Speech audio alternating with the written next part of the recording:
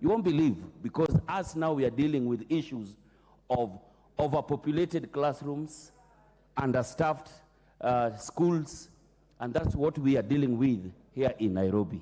And the slum areas are even worse. Right now it is raining. It is even hard for the children to even get to school, or even the teachers themselves. Let's not even talk about the muggings and the killings that teachers are going through. Each and every single area in this country, let's declare Kenya a hardship country. Thank you, Mr. Speaker. I want to stop there. That petition is committed to the Public Petitions Committee to report back in 30 days. Those members who have got issues, you can go before the committee and articulate them. Honourable members, before I call Irene Mayaka, is it Irene Mayaka? No, not yet. We have not reached there. Allow me to acknowledge in the galleries university student leaders from different universities in Manyata constituency, Embu. We also have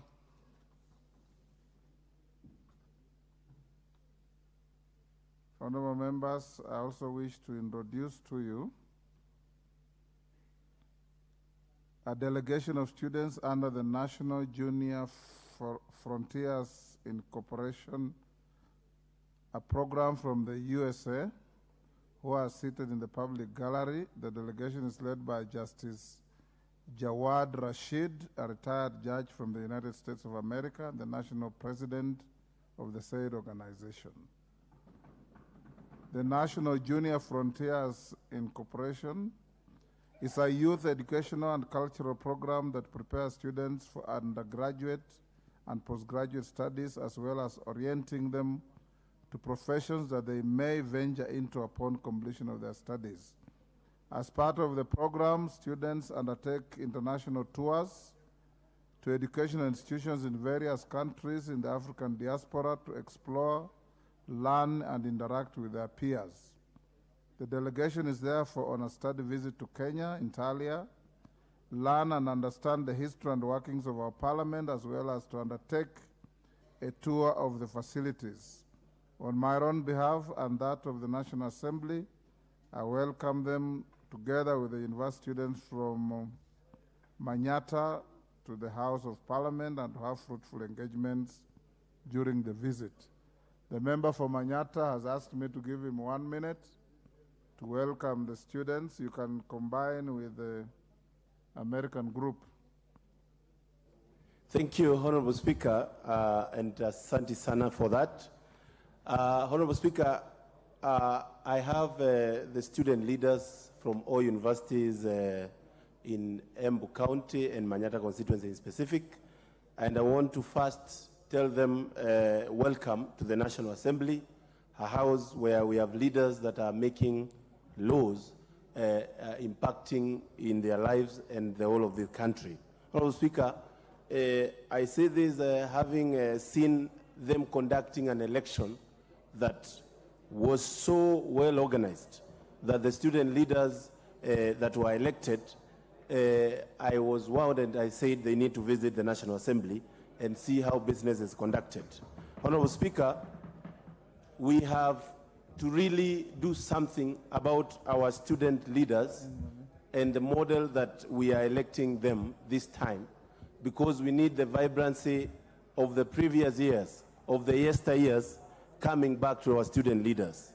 And Honorable Speaker, I also want to say that I call upon the government to release the help money and the funds for the universities so that our students can continue learning and can continue surviving in the universities, Honorable Speaker, as urgent as possible, and so that their lives can move on. Honorable Speaker, thank you very much. Yes. And on behalf of myself and all the members, I welcome the student leaders together with other delegations. Thank you very much. Thank you. Next order. Order number 5, papers. Majority Leader.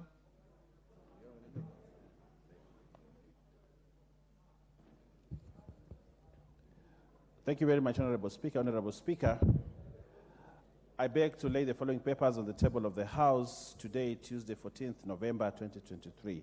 1. Addressed by His Excellency the President Dr. William Samoei Ruto, the President of the Republic of Kenya. 2. The 10th Annual Report on the measures taken and progress advanced in the realization of national values and principles of governance. 3. The 10th Annual Report on the measures progress made in fulfilling the international obligation of the Republic of Kenya. 4. The Annual Report to Parliament on the state of the national security. And 5. The Legal Notice number 175 of 2023 relating to the Public Finance Management Ulinzi Prime Health Services Fund regulations of 2023. I thank you, Honorable Speaker, and I beg to lay. Next order.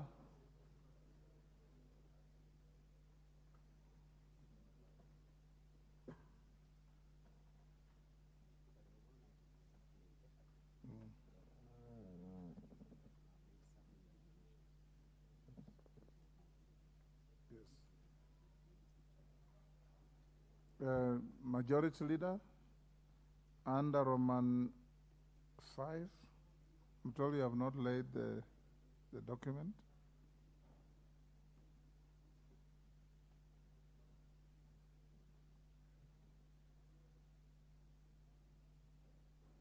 Do you have the document with you?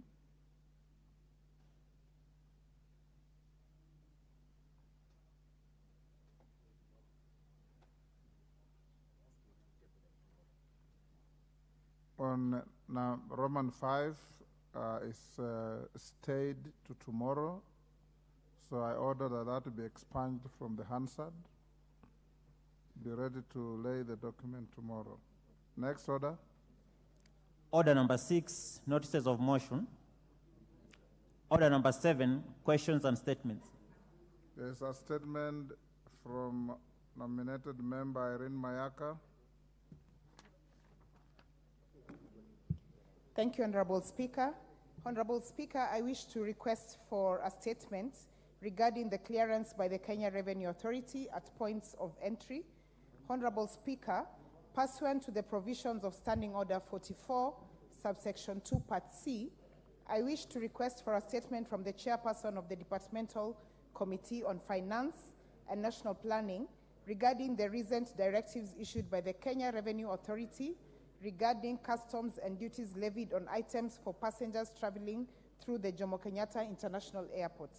Honorable Speaker, the Kenya Revenue Authority issued a directive seeking to tax travelers or passengers arriving into the country from international destinations to the Jomo Kenyatta International Airport with items worth US $500 and above. The directive stated that all goods, whether new or used, valued at beyond 75,000 Kenya shillings, must be declared and subjected to taxation at various entry points. This also includes personal and household items that have already been used. Honorable Speaker, these issues have elicited widespread disconnect and have the potential of adversely affecting our tourism sector, which is important to our national economy. Honorable Speaker, it is against this background that I request for a statement from the Chairperson of the Departmental Committee on Finance and National Planning on the following. Number 1, what is the legal basis and framework for the Customs and Duties Directive, particularly the 75,000 Kenya shillings value cap for any used and personal items? Number 2, what steps have been taken to ensure that the Customs and Duties Directive is enforced within the boundaries of existing laws and regulations, and what legal safeguards are in place to prevent arbitrary action by authorities? I thank you, Honorable Speaker. Thank you, Irene. Kimani, that is directed to you. 2 weeks? 1 week. So you can bring the statement on Tuesday next week. Yes, Ruku?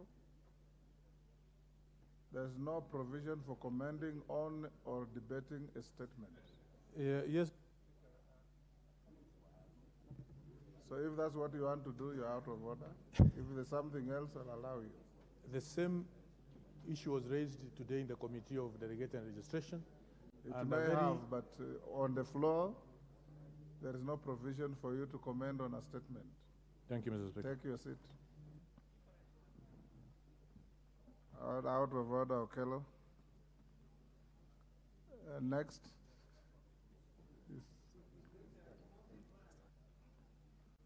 Order number 8, special motion, consideration of a nominee for appointment as a member of the National Government Constituency Development Fund Board. Question to be put. All the honorable members on their feet, take your seats. Honorable member talking to Gikaria, take your seat.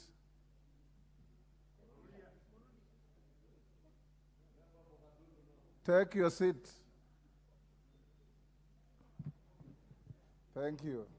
Honorable members, at order number 8, I'll now put the question, which is the taking into consideration the findings of the Select Committee on the National Government Constituencies Development Fund in its report on the vetting of a nominee for appointment as a member of the National Government Constituency Development Fund Board, laid on the table of the House on Tuesday, 7th November 2023, and pursuant to sections 15(1)(e) of the National Government Constituencies Development Fund Act 2015 and section 8(1) of the Public Appointments Parliamentary Approval Act 2011, this House approves the appointment of Honorable Gabriel Kago Mukuha as a member of the National Government Constituency Development Fund Board. As members of that opinion say aye. Aye. Will those of the contrary opinion say nay? The ayes have it. Next order. Order number 9, motion, inspection of various one-stop border posts in the Northern Corridor in the East African Community. Question to be put. David Speaker, take your seat.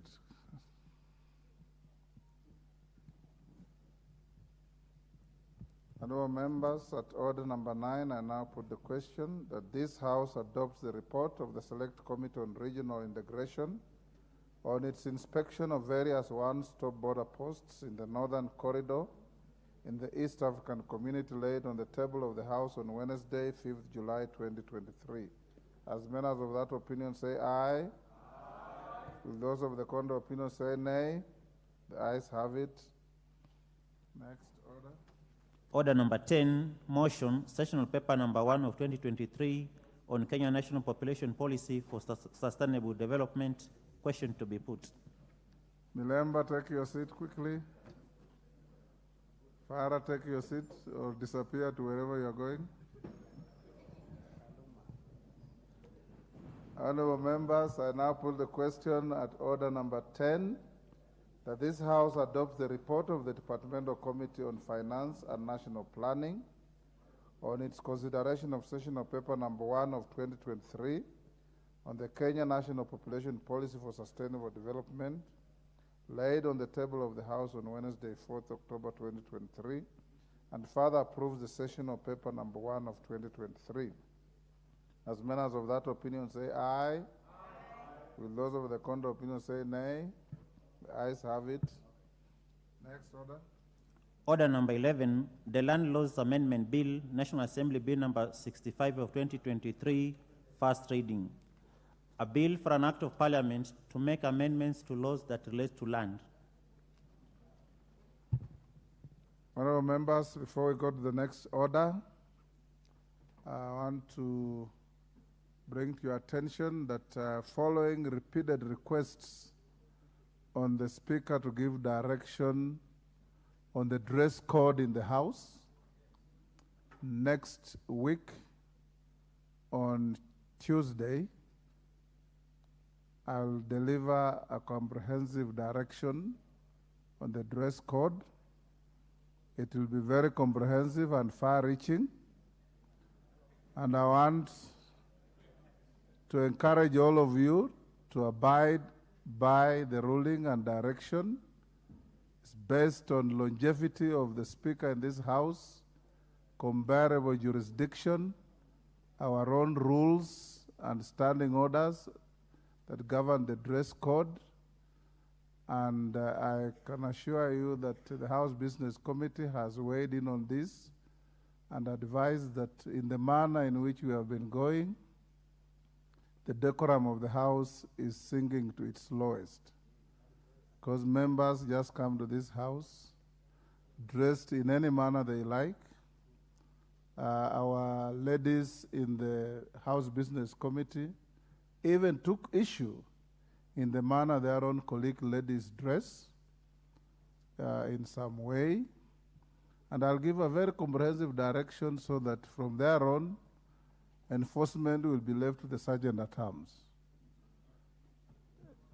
Anybody who will come dressed in a manner other than what we shall have advised will be deemed to be a stranger in the House, so that we maintain decorum, respect the dignity of the House in every respect. Yes, Julia Sunguli, what is out of order? Mr. Speaker, you being the main constitutional upholder in this House, understand that all your decisions are very, very binding. And it was indeed in order, Mr. Speaker, for you to ask for a bit of public participation, that members of this House make comments, especially because I come from a constituency that would like to have an input on how Kenyans should dress in their national house. So let's encourage some public participation before you make this big statement. Julia Sunguli, the Constitution says we exercise our power directly or through our elected representatives. Your elected representatives are members of the House Business Committee, and they have made their findings and stand on the matter. So you are ably represented, and whatever we decide has been canvassed properly by your elected representatives as is provided under Article 1 of the Constitution. Next order. Before we call the next order, members, I have also directed the clerk and the clerks at the table that because of the manner in which you have been mismanaging the screen, members walk in at 1:30, log in, and then block the screen. The screen remains full before we finish the prayer. Before any order is called, the screen is full. From now henceforth, at the end of every order, the screen will be wiped clean. Then you log in on the order that is coming so that we can be able to know who wants to speak on a particular order and who doesn't. You've seen the embarrassing situation where the speaker calls out a member and he says, not on that one. You call another member, not on that one, and yet you are top on the screen. So the clerk and the clerks at the table will enforce that as well, so that when an order is called, then you key in. Of course, the chair will exercise discretion. Sometimes we take into account gender balance, regional balance in debates. We take into account party balance. We take into account even age balance. We have very young members whom we want to grow. We give them sometimes opportunities and so on and so forth, but we'll be strictly following the order on the screen. Like now we have wiped clean.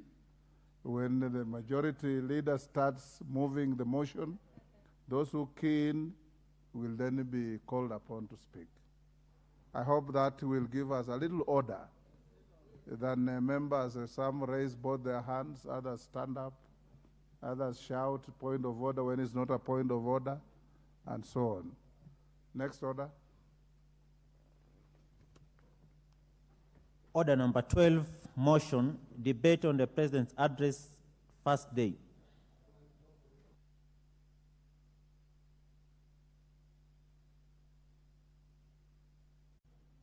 And I've been horrified to see members turning up in committees dressed in jeans and T-shirts and all manner of regalia.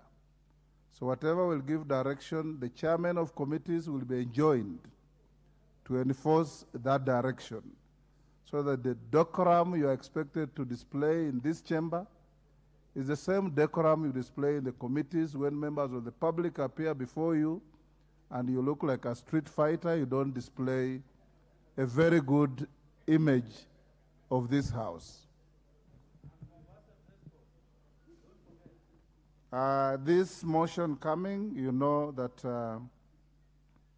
the mover has a maximum of 30 minutes. A maximum of 30 minutes. Every member and the minority leader as well, 20 minutes for the minority leader, sorry. And every member contributing has 10 minutes, 5 minutes, or 5 minutes. But you don't have to exhaust your time. If you make your point and there are as many of your colleagues to speak, you can give way. Secondly, this motion will be debated the whole of this afternoon, will be debated tomorrow morning, and we will move a closure at the end of the day after tomorrow afternoon sitting. So we are allocated this afternoon, tomorrow morning, the whole morning after preliminaries, and then the afternoon thereafter we close to give way to other business on Thursday. Majority Leader, the floor is yours. Pardon? Yes, you can log in now. Those who want to speak. Thank you, Honorable Speaker.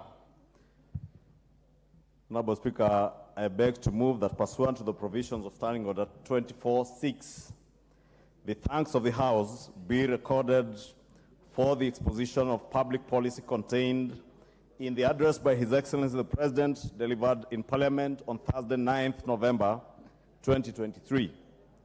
And further that this House notes the following report submitted by His Excellency the President in fulfillment of the provisions of Article 132(1)(c) and Article 247 of the Constitution, laid on the table of the House on Tuesday, 14th November 2023.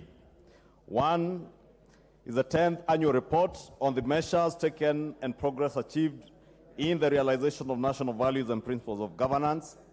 Two is the 10th annual report on the progress made in fulfilling the international obligations of the Republic of Kenya. And three, the annual report to Parliament on the state of our national security. Honorable Speaker, as indicated, His Excellency the President did give his State of the Nation address last week on Thursday, and allow me, Honorable Speaker, to thank all the members of Parliament in both houses who sat patiently through the close to 1 hour that the President gave his State of the Nation address. Honorable Speaker, I must also appreciate His Excellency the President. First, from his opening statement, he did note that he was coming before the democratically elected representatives of the people to discharge what is his constitutional mandate, as I have said, under Article 132(1)(c).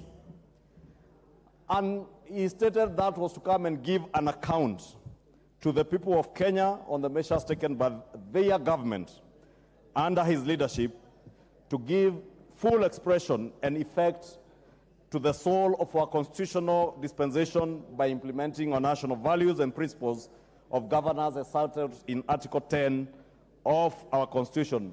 Honorable Speaker, I take this opportunity to commend the President because of his noting that he was not only playing his role as a leader charged under our Constitution to deliver a certain mandate and certain reports to the House and to the people of Kenya through the elected representatives, but also he was being accountable to the people of Kenya on the progress that has been.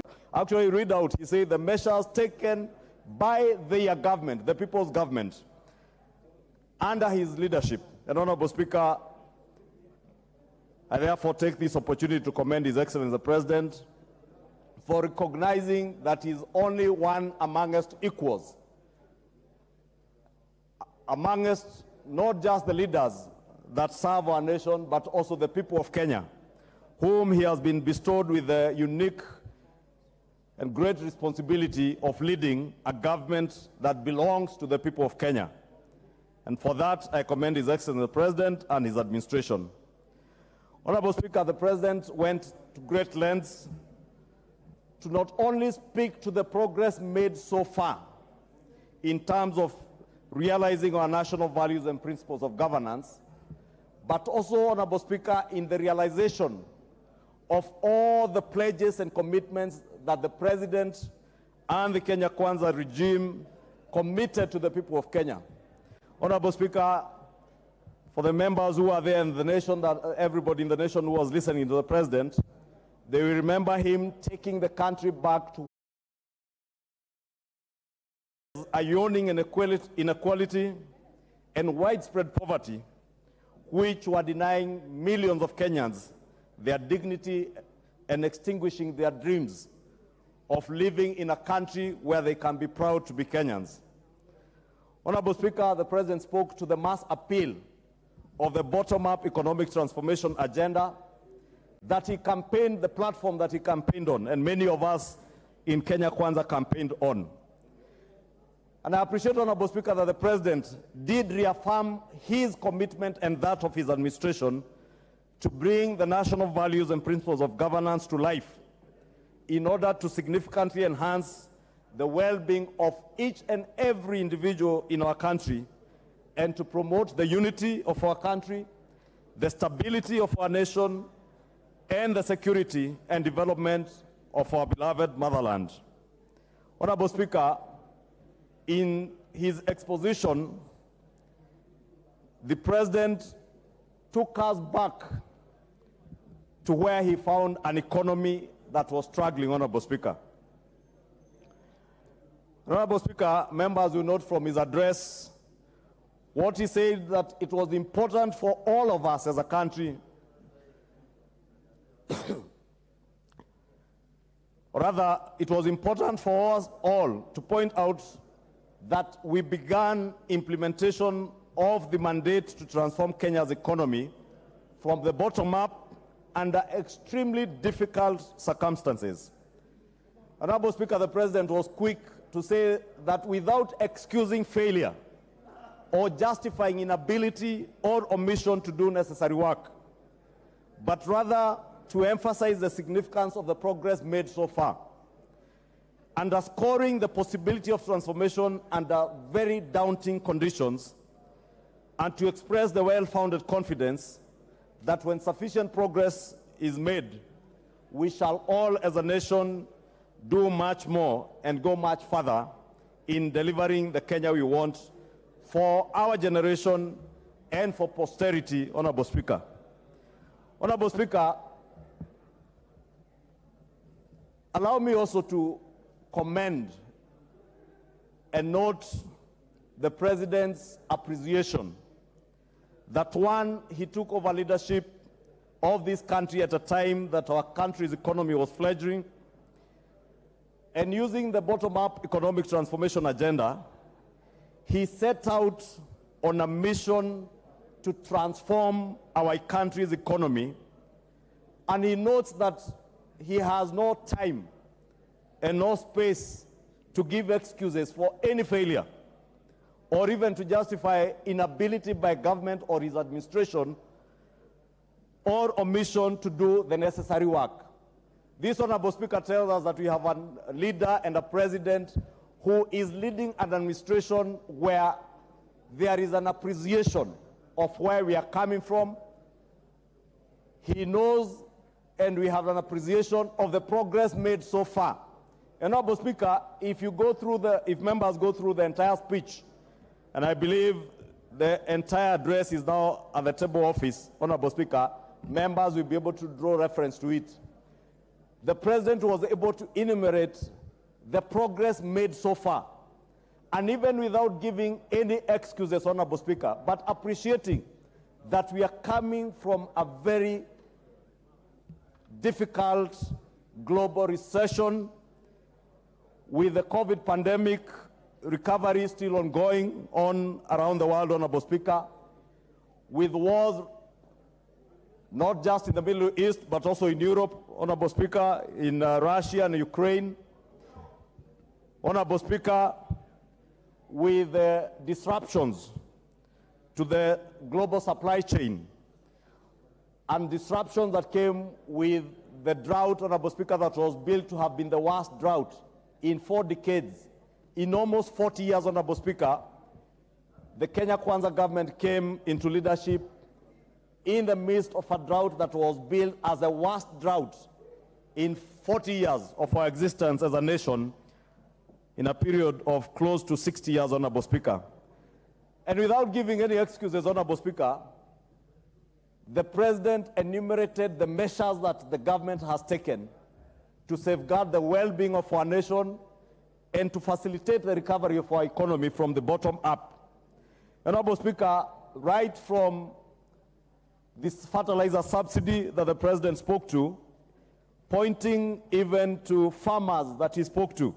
Honorable Speaker, members will remember the mentions of Samuel Chacha in Kuria, Albert Ngunyi in Embu, farmers who were speaking to the President and appreciating the impact of the subsidized fertilizer, Honorable Speaker, in not only improving the productivity of their farms as individual farmers, but also in contributing to the 18 million extra bags that have been delivered by our patriotic and hardworking farmers, courtesy of the subsidized fertilizer, and of course, with the grace of the Almighty God in providing us with adequate rains in the last 6 months, and even the ongoing rains, Honorable Speaker.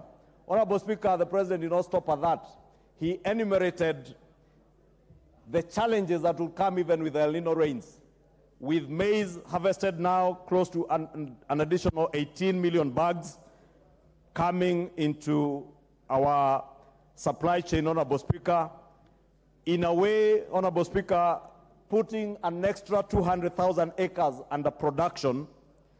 But also, Honorable Speaker, the challenges that will come now with the El Nino rains, that part of this maize, especially that maize being harvested now and in the last few weeks, may not be in a position to be dried, courtesy of the current prevailing weather conditions.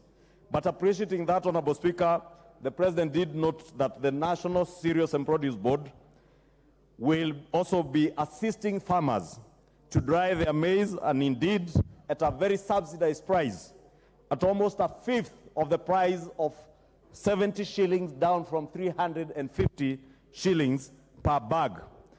And indeed, he indicated that on Wednesday of last week, the first consignment of 100 mobile dryers for use by farmers around the country had already docked at our port in Mombasa, ready for use. Honorable Speaker, he did not forget our dairy farmers, who he indicated that the government is in the process now of mapping out the production areas of milk in our country to ensure that we also have coolers and milk processing facilities ready for use for farmers, to ensure that the farmers are able to store their milk in a very hygienic manner and to secure post-harvest or post-milking losses by ensuring that this milk is not only cooled, but is transported under hygienic conditions to ensure that our farmers reap the highest benefit in terms of the prices that they get from their milk, Honorable Speaker. Honorable Speaker, coffee farmers, tea farmers were not left behind. His Excellency the President enumerated even what our fishermen and fisherfolk down in Nyanza, in the coast, and even in the mountain, where people are now engaged in fish farming. Honorable Speaker, that the blue economy, Honorable Speaker, space is one of the areas that the government has really invested in. And the President, Honorable Speaker, I remember him speaking to about 22 new fish landing sites in 9 counties, in Nyanza and the coast regions, Honorable Speaker. And I have been fortunate to have accompanied the President at least in Kabonyo,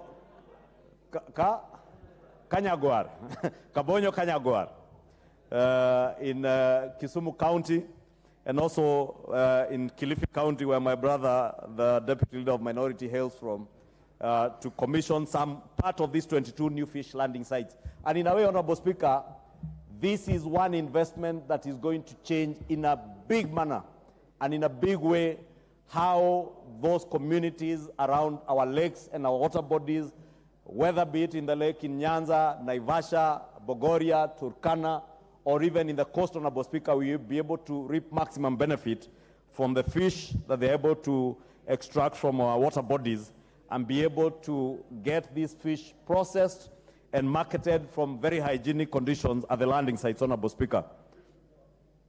Honorable Speaker, on increasing productivity, Honorable Speaker, the President also did allude to the challenges that he found in office.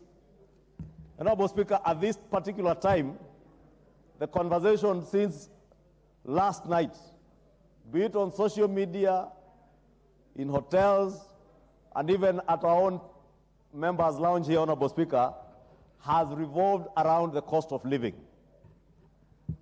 and principally around the cost of fuel. Honorable Speaker, the President did allude in his address to the nation on some of the challenges that he found in office when he took charge. That, Honorable Speaker, the President came to settle bills of close to 60+ billion shillings on account of fuel subsidies and another close to 4 to 8 billion shillings on account of consumption subsidies that were geared towards subsidizing maize flour, I think, and sugar in the last 2 months of the last regime, Honorable Speaker, and members will remember these are measures that were taken in the run-up to the elections. And Honorable Speaker, there has been a clamor for the reintroduction of these subsidies. And I am glad, Honorable Speaker, that the President went to great length to explain to the people of Kenya on the difficulty of entrenching consumer subsidies vis-a-vis having a system where you have sustainable production subsidies, Honorable Speaker. Because, Honorable Speaker, as the President stated, it was left to this regime or to his administration to settle the bills of the consumption subsidies that were effected in the last 8 weeks. Subsidies that were geared towards enticing the people of Kenya to vote in a particular way, Honorable Speaker. Honorable Speaker, it is one thing to seek political popularity, and it is another thing to do the right thing for posterity and for future generations of this country. Honorable Speaker, I just came from Stony Athi, where we are retreating on the national dialogue process. And the question of the cost of living is one of the key issues that we are having to deal with even at the national dialogue. And I want to encourage Kenyans to continue conversing and dialoguing with each other, because it is not until we are able to look at each other in the eyes and tell each other the truth that it is not tenable, Honorable Speaker, to subsidize fuel. It is not tenable, Honorable Speaker, to continue shoring up our shilling against other hard currencies. And I must commend the current administration in the central bank, because they have told us we have to deal with economic fundamentals as they stand without shoring up our shilling against the dollar or other hard currencies, Honorable Speaker. That we have to deal with the economic fundamentals and deal with sustainable economic solutions for the benefit of our generation and future generations. Honorable Speaker, we risked in the last 2 months of the last regime, Honorable Speaker, driving our nation into a pit that we would never have seen light at the end of the tunnel from that pit. But I am glad, Honorable Speaker, from the measures enumerated by the President and what Kenyans can see, this country is on the right trajectory in terms of recovery of the economy, Honorable Speaker. And I said it is one thing to say and do all the right things for the ears. What will excite the masses, Honorable Speaker? It will be very easy for the President today to act populist, like those ahead of him did, subsidize maize flour, subsidize fuel, Honorable Speaker, or even today declare that we have done away with VAT on fuel, for instance.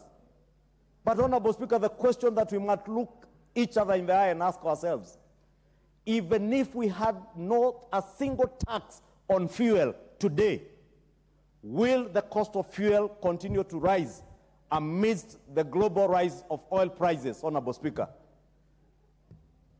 And the straight answer, Honorable Speaker, whether we like it or not, whether there are taxes loaded onto some of the products that we are dealing with, like fuel, if the global oil prices continue to rise on account of the war in the Arab world, in the Middle East, or in Ukraine and Russia, Honorable Speaker, if you are not able to change certain fundamentals like those of that war, if you are not able to change fundamentals as the global supply chain disruptions that came with the COVID pandemic, if you are not able to reverse the climate change issues, Honorable Speaker, the West, in Europe, in the Americas, Honorable Speaker, they are now at the onset of winter. The demand for fuel for heating in their homes is at a very high level, Honorable Speaker. But I must note, Honorable Speaker, that being an administration and a regime that is being sensitive and alive to the realities of the challenges, global challenges that pervade the economy in the world, Honorable Speaker, this administration, Honorable Speaker, even with the consistent rise in global oil prices, Honorable Speaker, using the Fuel Stabilization Fund, at least this administration has been able to preempt very high spikes and standardize the pricing using that stabilization fund, Honorable Speaker.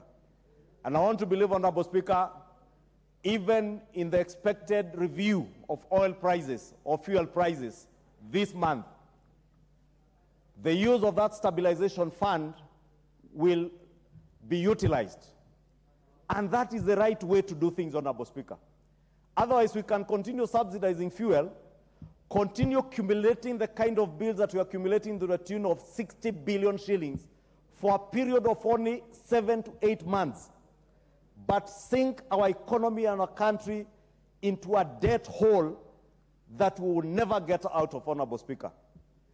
The joy that we must celebrate today as a nation, that even with the difficulty around the world, Honorable Speaker, our nation, our country today, Honorable Speaker, as the President stated, we can confidently stand up high with our shoulders and our necks high and tell the world markets that we are ready to start repaying our Eurobond. We shall not be defaulting on any of our international financial obligations, Honorable Speaker. And I must commend this administration and the President for the measures taken to ensure that we do not take the route that has been taken by other African countries. Honorable Speaker, let me say it all begins and ends with leadership. With the right leadership, you do the right things at the right time. With the wrong leadership, Honorable Speaker, you will be tempted to do all the populist things that we speak about in funerals and rallies over the weekends, Honorable Speaker, that we can afford, knowing very well that we can't, Honorable Speaker, to subsidize food, to subsidize fuel. Honorable Speaker, all the things that we cannot afford as a country, Honorable Speaker, we must be bold enough to look at each other in the eyes, to look at Kenyans in the eyes, and tell them that we were in a bad place, but we are getting somewhere, Honorable Speaker. I am very confident, Honorable Speaker, and I know those who never voted for this government, those who never believed in this administration, those who do not support this administration would not agree with me or agree with the President when he says that this economy has now been stabilized. We are now out of the hole. We can now see the horizon. We can see where we are going, Honorable Speaker, as an economy. That may not be clear to those who believed in subsidizing consumption, Honorable Speaker. That may not be clear to those who believed that state capture, Honorable Speaker, and the fight against corruption was a war to wage against individuals and not something to do for posterity, Honorable Speaker. I am glad the President spoke and addressed the nation on what is his administration not only intends to do, but is doing on the fight against corruption, Honorable Speaker. And I know many of us, again, those who never believed in this president and in this administration, have taken issues, Honorable Speaker, with a mambo ni matatu phrase. But, Honorable Speaker, that is just how bold we have to be. Will stand to oppose the conflict of interest bill. Will stand to oppose the conflict of interest bill that stands to decisively deal with matters, state capture, and the fight against corruption, Honorable Speaker. The shoring up of our interest, of our shilling against the hard currency, Honorable Speaker. Kenyans may not know that on account of state capture, our shilling, our foreign exchange reserves were being manipulated on account of state capture, because those who held instruments of power were also players in the banking sector. Government agencies, government departments were being forced to bank with particular banks, private banks, Honorable Speaker. But we have opted, Honorable Speaker, out of magnanimity, not to look back, but to forge ahead, knowing that we found an economy that was in the doldrums, without looking back at who did what through state capture, Honorable Speaker, to focus on what needs to be done now, urgently, to get our economy working again, and not working for those in government today, not working to those who are policymakers today, but working for the downtrodden, working for those at the bottom of the economic pyramid, Honorable Speaker. We speak about social protection, Honorable Speaker. What greater social protection can we speak about if not the National Social Insurance Fund, Honorable Speaker, that seeks to create a social insurance fund for millions of Kenyans who cannot afford their health care today, Honorable Speaker. Honorable Speaker, we may speak until the cows come home. You are on home stretch, Majority Leader. You are on. I have noted the light, Honorable Speaker, and that's why I'm saying I can speak until the cows come home. But I cannot overemphasize the need for all of us to stand up as patriots and do the right thing for our economy. For all of us to stand up and join in the fight against corruption for the sake of our generation and future generations.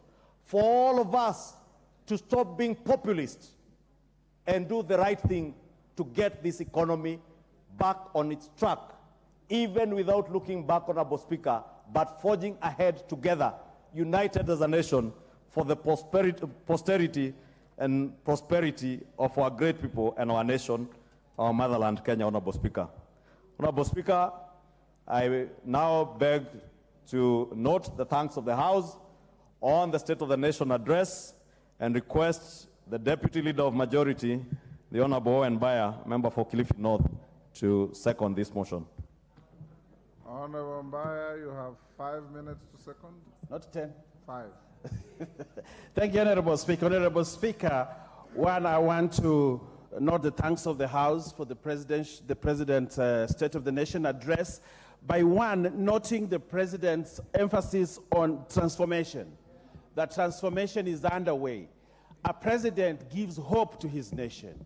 A president looks at the sunny side of things for the country. And President William Ruto did just that when he came to this House to deliver his State of the Nation address. that the many things that he has done cumulatively, there is hope for this country, a hope that his better or his bottom-up economic transformation agenda is going to transform this country, put it on the steady, and that this country is looking forward to better days than where we have come from. So I want to commend the president for this speech, a speech filled with hope, a speech filled with promise, but also a speech filled with important items and activities that he has undertaken in the first 1 year to ensure that the country, this ship has been put on the steady. Honorable Speaker, one of the most important things that I thought I picked in this speech, Honorable Speaker, is that better is not just about economic transformation, but it is also about, as he states it in his fourth paragraph, it's also about social justice. It's about inclusivity. It's about democracy. It's also about protection of the marginalized. Honorable Speaker, very many people did not go into the depth of what better is about. It is about social justice. Very many people in this country have suffered, and very many people have suffered under state apparatus in this country. We heard about the many killings that were being carried about by DCI. We heard about the Riviera bodies. We heard about people being killed by instruments of government. Better has brought that protection of the marginalized, protection of human rights, and protection of the state of Kenya and the people that live within it. So, Honorable Speaker, as we talk about transformation, we are not just transforming the country economically, but also to transform the social justice, to transform the fight against corruption in this country, and Honorable Speaker, to also to bring law and order. Honorable Speaker, very many people, I'm sure, were surprised when the president actually fired some of the officers in government. Some of them were taken to court very fast on allegation of corruption, something that we had not seen, to drag in investigation for many years in the past. But, Honorable Speaker, we have seen what better also means in the social justice sector. Honorable Speaker, if you go through the president's speech, you also see that he notes and he's aware that we are in extreme difficult conditions economically as a country. He knows that. He doesn't run away from that fact. He notes it, but he does not just note and step there, but he gives us a way in which we can get out of the doldrums that we find ourselves in this country. First, Honorable Speaker, he talks about the transformation in agriculture, the inputs he has made, the kind of infrastructure laid out in agriculture. Kenya is still an agrarian country. The manufacturing in this country will come from nowhere else but from agriculture. It behoves on the head of state to ensure that he develops the sector of agriculture. And, Honorable Speaker, the subsidies in fertilizer, the seeds, the input, the credit that goes into agriculture, Honorable Speaker, will bring us positive results as we trudge on the way. Honorable Speaker, I note with appreciation when the president says we are putting the shame of hunger to rest for this country. And I think every year this parliament sits back one time and says, you know, we have hunger in this country. We need to mobilize resources. But the president has decided to take the bull by its horn and has told this House in his State of the Nation address that henceforth we must put to shame the issues of hunger in this country, that we must stop, that every time we have to give food to people because they're hungry, we need to grow food. Everybody needs to grow food so that there is enough food for the nutrition and also for manufacturing in this country. Honorable Speaker, the president also notes the transformation in education. In the 12th Parliament, when we were here, we had very many issues with CBC. And everybody was apprehensive about how CBC was going to be, what junior secondary was going to be, what senior secondary was going to be. But the president has steadied the ship, and in his State of the Nation address, he talks about it with passion, with precision, that the education sector in this country is on the right foot, and he's going to steer it in the right foot. As I can see, the light is on, Honorable Speaker. But you know, I am on the high.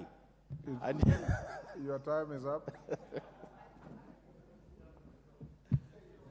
You know your time. Honorable members, when you are given an opportunity, organized manner. I now propose the question, honorable members, that pursuant to the provision of Standing Order 24-6, the thanks of this House be recorded for the exposition of public policy contained in the address of His Excellency the President, delivered in Parliament on Thursday, 9th November 2023, and further, that this House notes the following reports submitted by His Excellency the President in fulfillment of provisions of Article 132(1)(c) and 247 of the Constitution laid on the table of the House on Tuesday, 14th November 2023. 1. The 10th Annual Report on the measures taken and progress achieved in the realization of national values and principles. 2. The 10th Annual Report on the progress made in fulfilling the international obligations of the Republic of Kenya. And 3. The Annual Report to Parliament on the state of national security. Victor Koech. Yes, Honorable Ruku. Mr. Speaker, I rise on point of order number, standing order number 97. Following the immense interest of this presidential speech or address to this House, we reduce the time from 10 to 5 minutes so that every member from the both sides. The time is already 5. I already gave you direction that the mover had 30 minutes, the seconder 5 minutes, every member speaking 5 minutes. Okay. And the leader of minority, even when he wishes to speak, 20 minutes. That's okay. Thank you. The following members will also have 10 minutes each if they wish to speak. The chairman of the Departmental Committee on Justice and Legal, the chairman of Departmental Committee on Defense, Intelligence and Foreign, and the chairman, Departmental Committee on Administration and Internal Affairs. Those three, if they speak, will be given 10 minutes each. Member for Chepalungu. And the chairman of? Thank you. He's a stranger to the standing orders of this House. Yes, thank you so much, Mr. Speaker. While I rise once again to speak on the speech by the President of the Republic of Kenya, while doing the same as actually fulfilling what the Constitution requires of him under Article 132(1)(c), the President, while addressing the nation, he chose to speak from his heart. He actually spoke about the issues touching on common mwananchi. This is a president who knows what the Kenyan wants out of him. The president deliberately chose not to continue with the culture of borrowing.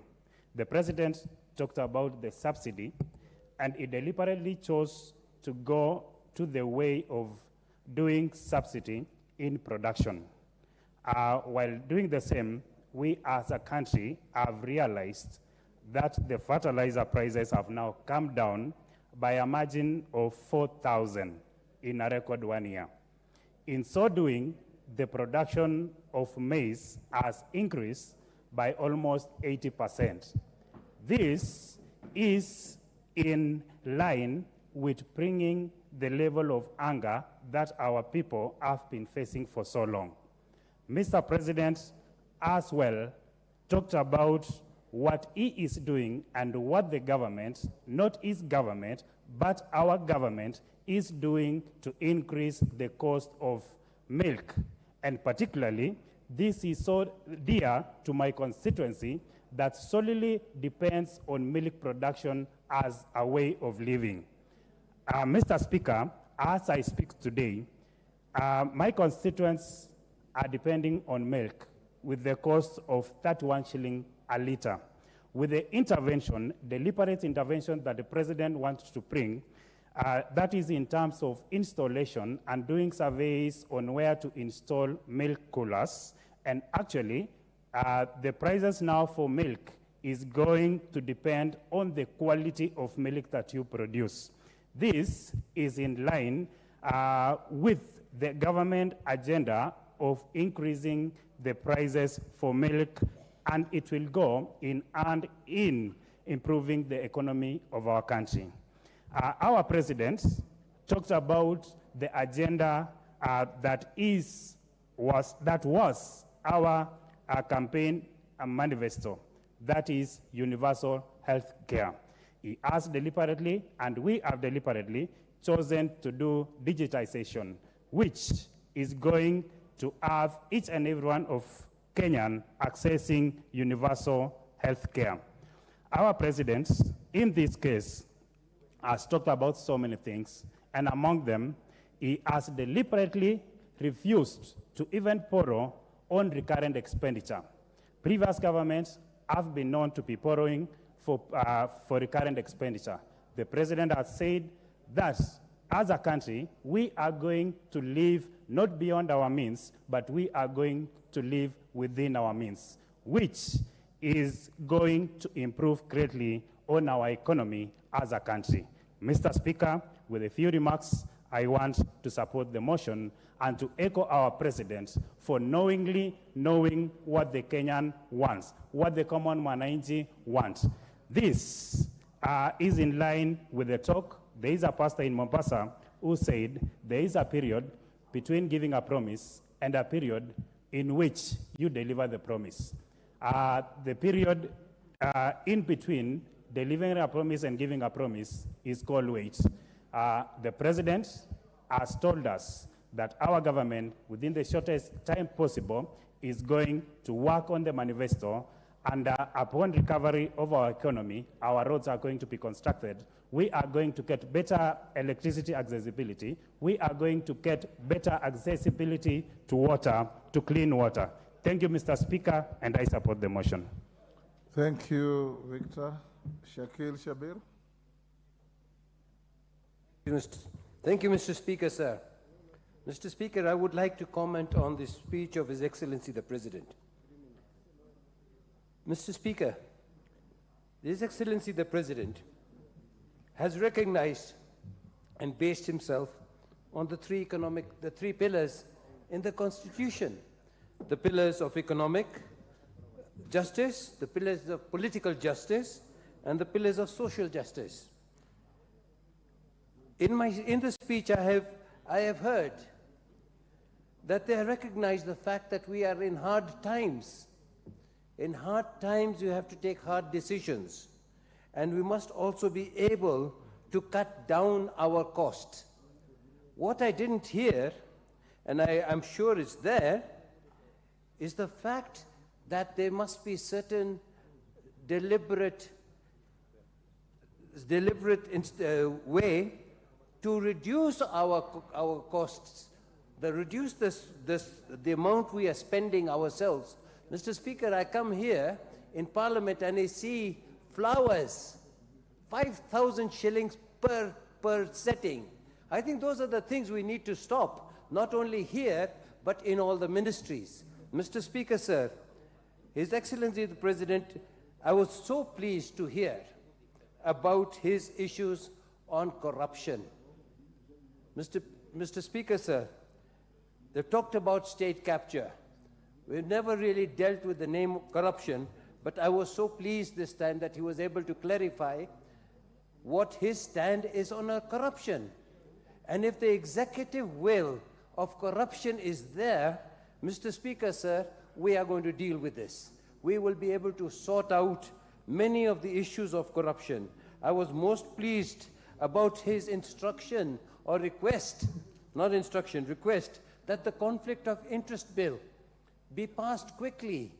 Mr. Speaker, sir, as you understand, that the rain started beating us very much when under the Moi regime, or was it the earlier regime, civil servants were allowed to trade, were allowed to have businesses. And no matter what we tried, the executive was never going to listen to us. Now, I think if I don't want to... That was not in the Moi regime, it was in the Kenyatta one. I apologize, sir. And I did say I think maybe the earlier one, the Kenyatta regime.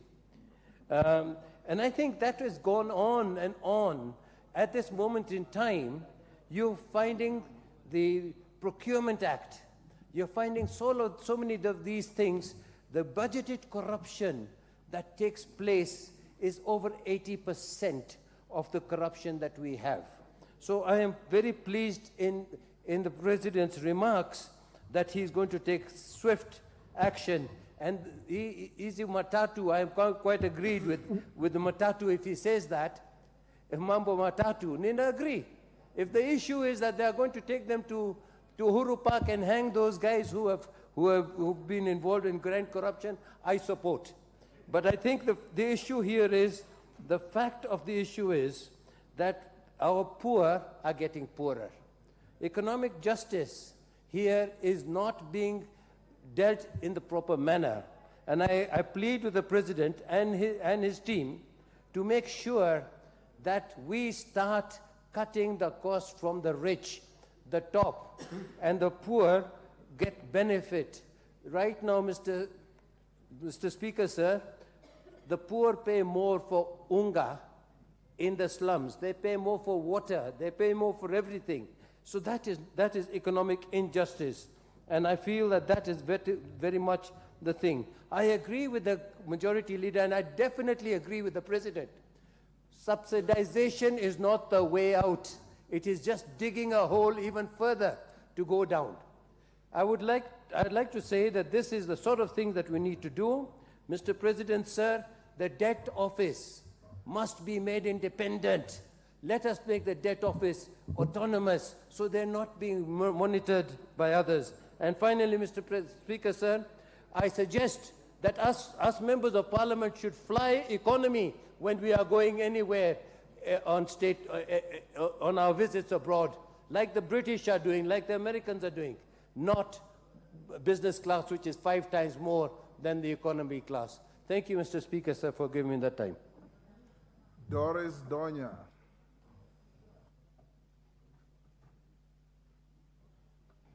Thank you, Mr. Speaker. I note very well when children are taught in school and they are told of developing countries and those that are developed.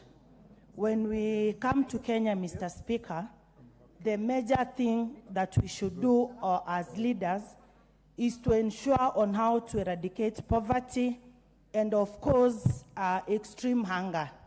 When I follow well on the speech of our president, I noted that there are some things which were not coming out clear, more especially on the price of gorogoro of maize. Immediately, he spoke of 60 to 70, Mr. Speaker. I got excited, but when I went to Kisii, the price of gorogoro of maize is between 120 and 150, Mr. Speaker. So there is still that gap on how to eradicate poverty and hunger. When you meet people, Mr. Speaker, on the streets, what they want to hear is, when are the youths going to get employment? When are our people going to have good roads? When are our schools going to have sufficient water, Mr. Speaker? As at this season, it's raining well in our land. The problem is, immediately after the rains, Mr. Speaker, we are still going to experience hunger. What I suggest is, if we could have the Ministry of Water coming up with ways in which we can harvest this water, so that during the drought season, our people benefit. Apart from prices of unga going down, Mr. Speaker, we have people like the Maasai community who rely on meat and milk. So it should not be perceived that when the prices of gorogoro of maize have gone down, which have not gone down, we have solved the problem of poverty and hunger, Mr. Speaker. So many people are crying, even the JSS students, Mr. Speaker. We've not gotten clear measures on how our children are going back to school with good number of teachers. At least the ratio should be well so that we have good participation of student and teacher. Yes, we are improving on the environment. What we saw yesterday, Mr. Speaker, the President has been talking of on how to mitigate and reduce expenditure. Mr. Speaker, we used to have scouts in our schools. I remember when I was in Kaplong Girls, we could plant trees, visit the sick in hospital. If this thing of planting trees can be taken back to our learners, they are taught, it is made a daily routine, we can save and have a better Kenya. Thank you, Mr. Speaker. Thank you, Doris. John Waweru Dagoretti, South. Mr. Speaker, I thank you.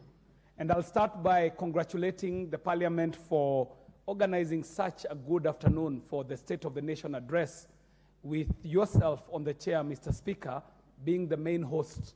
And I also want to congratulate His Excellency the President, not only for honoring his duty and doing what he's required to by the Constitution, but actually boldly and candidly venturing into the business of letting the country know where exactly we are. Mr. Speaker, the President was not shy to let us know that we are actually working in very difficult situations. Difficult situations at home and abroad. Difficult situations that are exacerbated by the conditions of drought that has prevailed, Mr. Speaker, for several years ahead of these rains that we are experiencing today. Mr. Speaker, the situation globally is also affecting the economy of this country, with wars all over, supply chains interruptions, and the situation in which that the situation with which this government came to office, and what they found, Mr. Speaker. Mr. Speaker, with all this as the lay of the land, His Excellency the President said that he is not here to excuse any failure. He tackled the issues head on, Mr. Speaker. And one most amazing thing about the presentation of the State of the Nation is the style with which the President did it.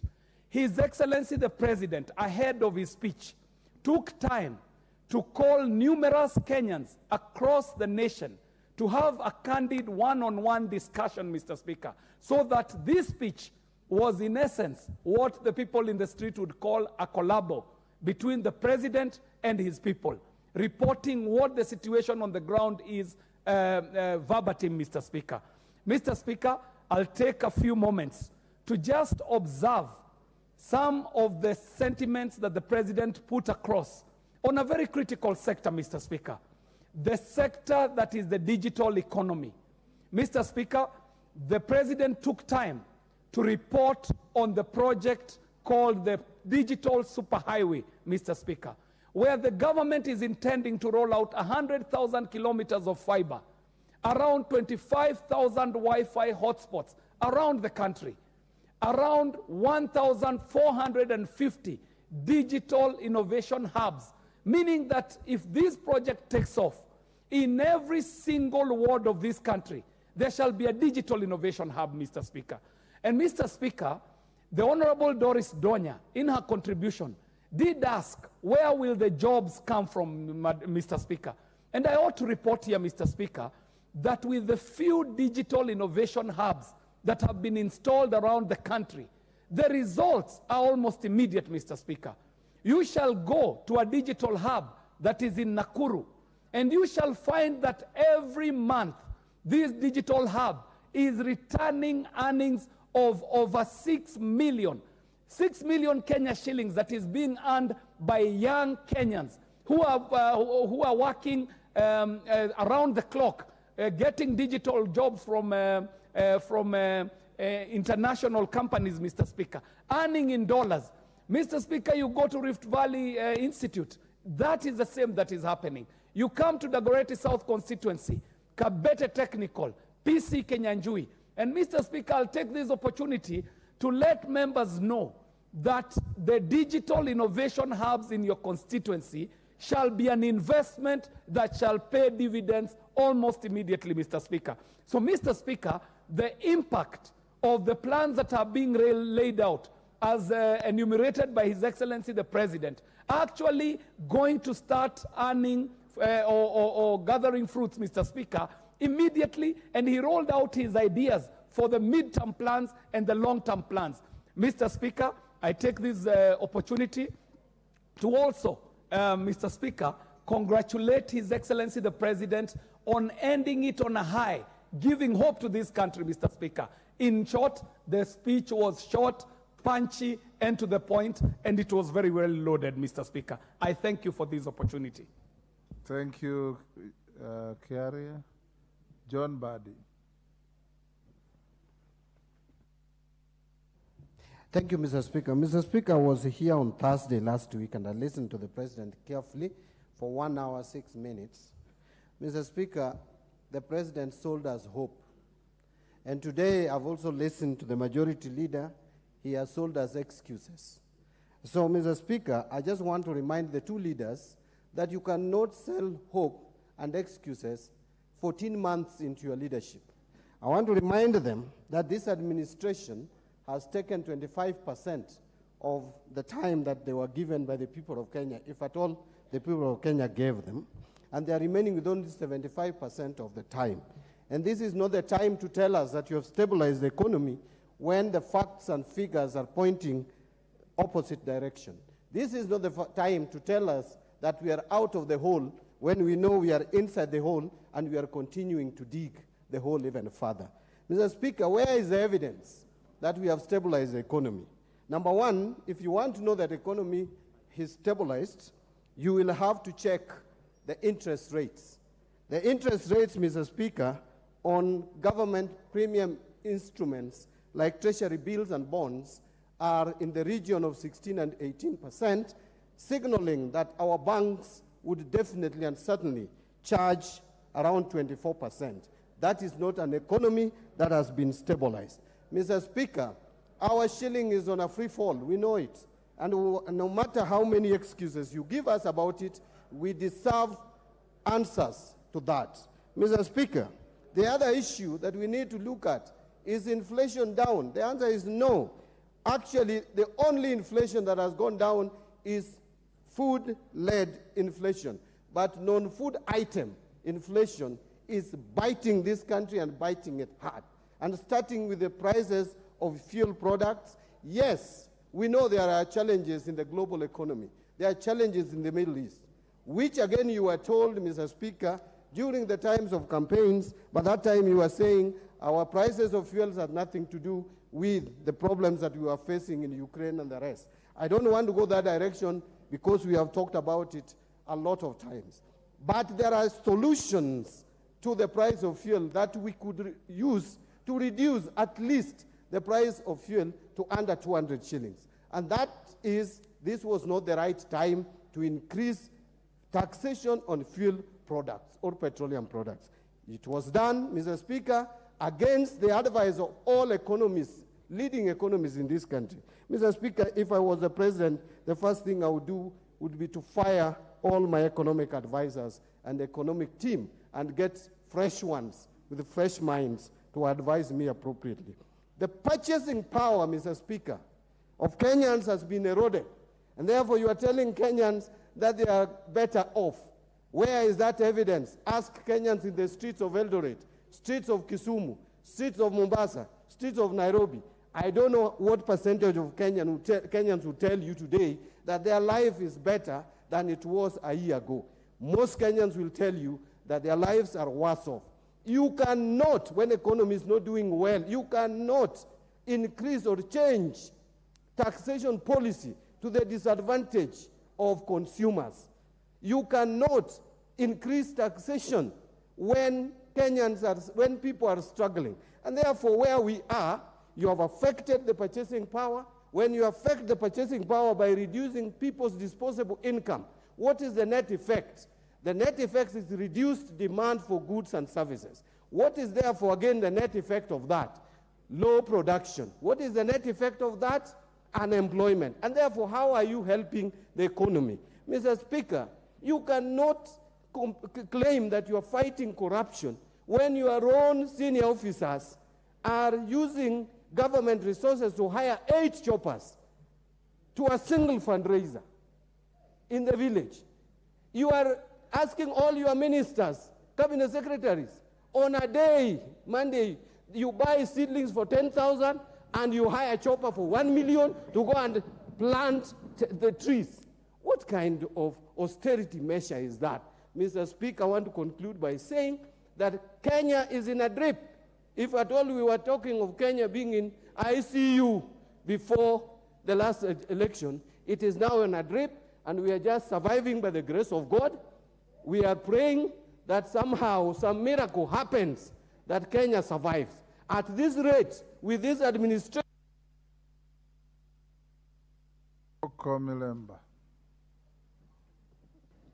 Thank you, the Honorable Speaker, for this chance. I was also here on Thursday to listen to the President on behalf of the people of Muhaya.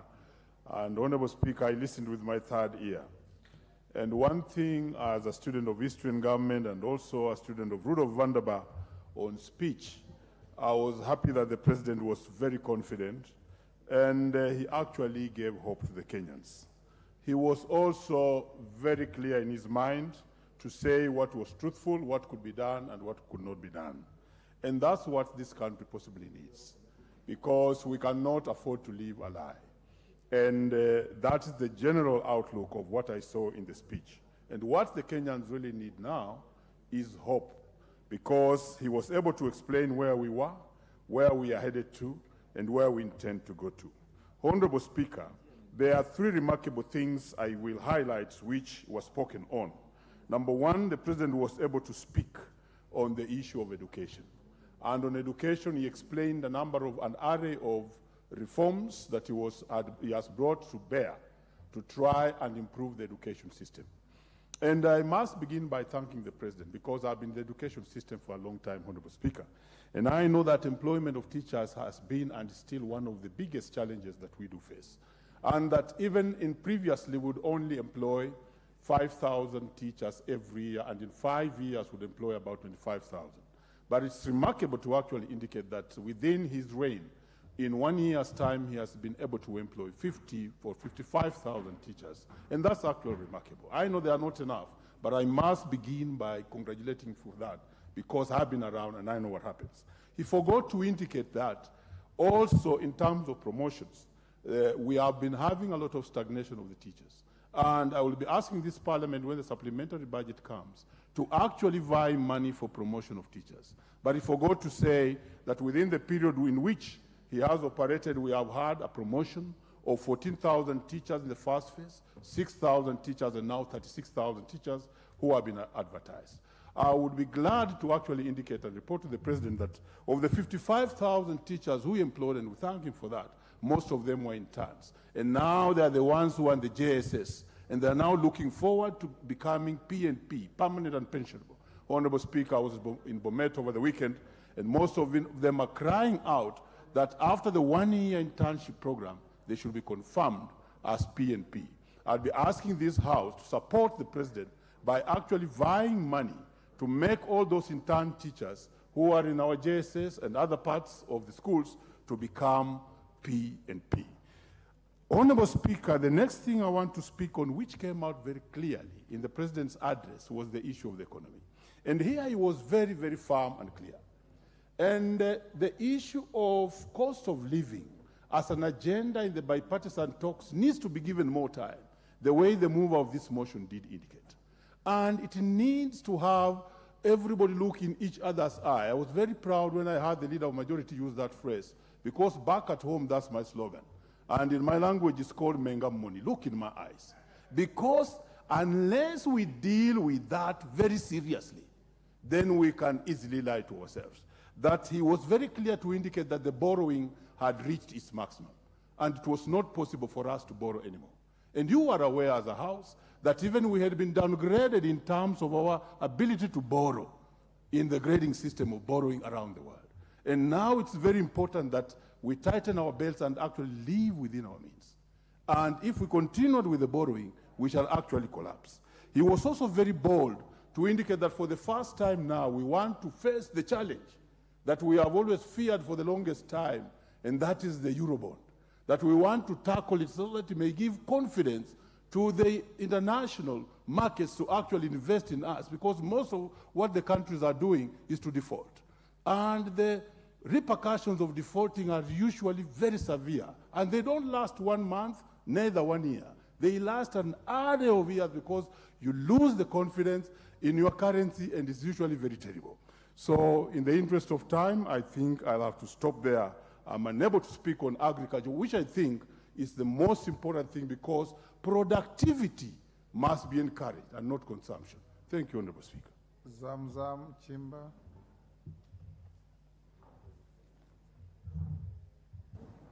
Asante sana Mheshimiwa Spika, na mimi nikiweza kuchangia katika hotuba aliyotoa Rais hivi karibuni. Mheshimiwa Spika, najua hali ziko ngumu sana katika taifa yetu, lakini ningependa kumwelezea Mheshimiwa Rais kuwa wale wanaokushauri wawe wako na uwazi na wewe. Si vizuri hapa tukiona wabunge wanampigia upato wakati ambapo wanajua kuna matatizo. Mheshimiwa Spika, kiongozi mzuri ni yule anapenda kuambiwa hapa kuna shida, hapa uko sawa. Na Mheshimiwa Spika, nimeona Rais kweli anajaribu kujibidisha, ila kuna masala ambayo hakuweza kuzungumzia, kwa sababu kiongozi mwema huzungumza yale matatizo alionayo na yale mazuri alofanya. Hatukuweza kuona hilo katika hotuba ya Rais. Mheshimiwa Spika, Mheshimiwa Spika, hotuba ya Rais pia haikuweza kushika hali tata, yani hisia za wananchi zilivyo katika taifa hii. Mheshimiwa Spika, wananchi wanahangaika na njaa, taksi ziko juu, ushuru unapanda kila kukicha. Tumeona zingine katika vitambulisho, tumeona chakula kimepanda juu. Mheshimiwa Spika, kwa hiyo wananchi walikuwa wanasubiri kusikia atashika masala gani yanayogusa mwananchi wa kawaida wa kule chini. Mheshimiwa Spika, Mheshimiwa Spika, nikizingatia kuwa mafuta ama fuel pia imepanda juu, na ukiangalia stima pia imekuwa katika hali tata katika nyumba za Wakenya wengi. Mheshimiwa Spika, Mheshimiwa Rais pia aliweza kukwepa swala hili kulizungumzia, na mimi nataka kumwelezea kuwa Rais ndio unajaribu, lakini nafikiri unawashauri ambao hawakushauri vizuri.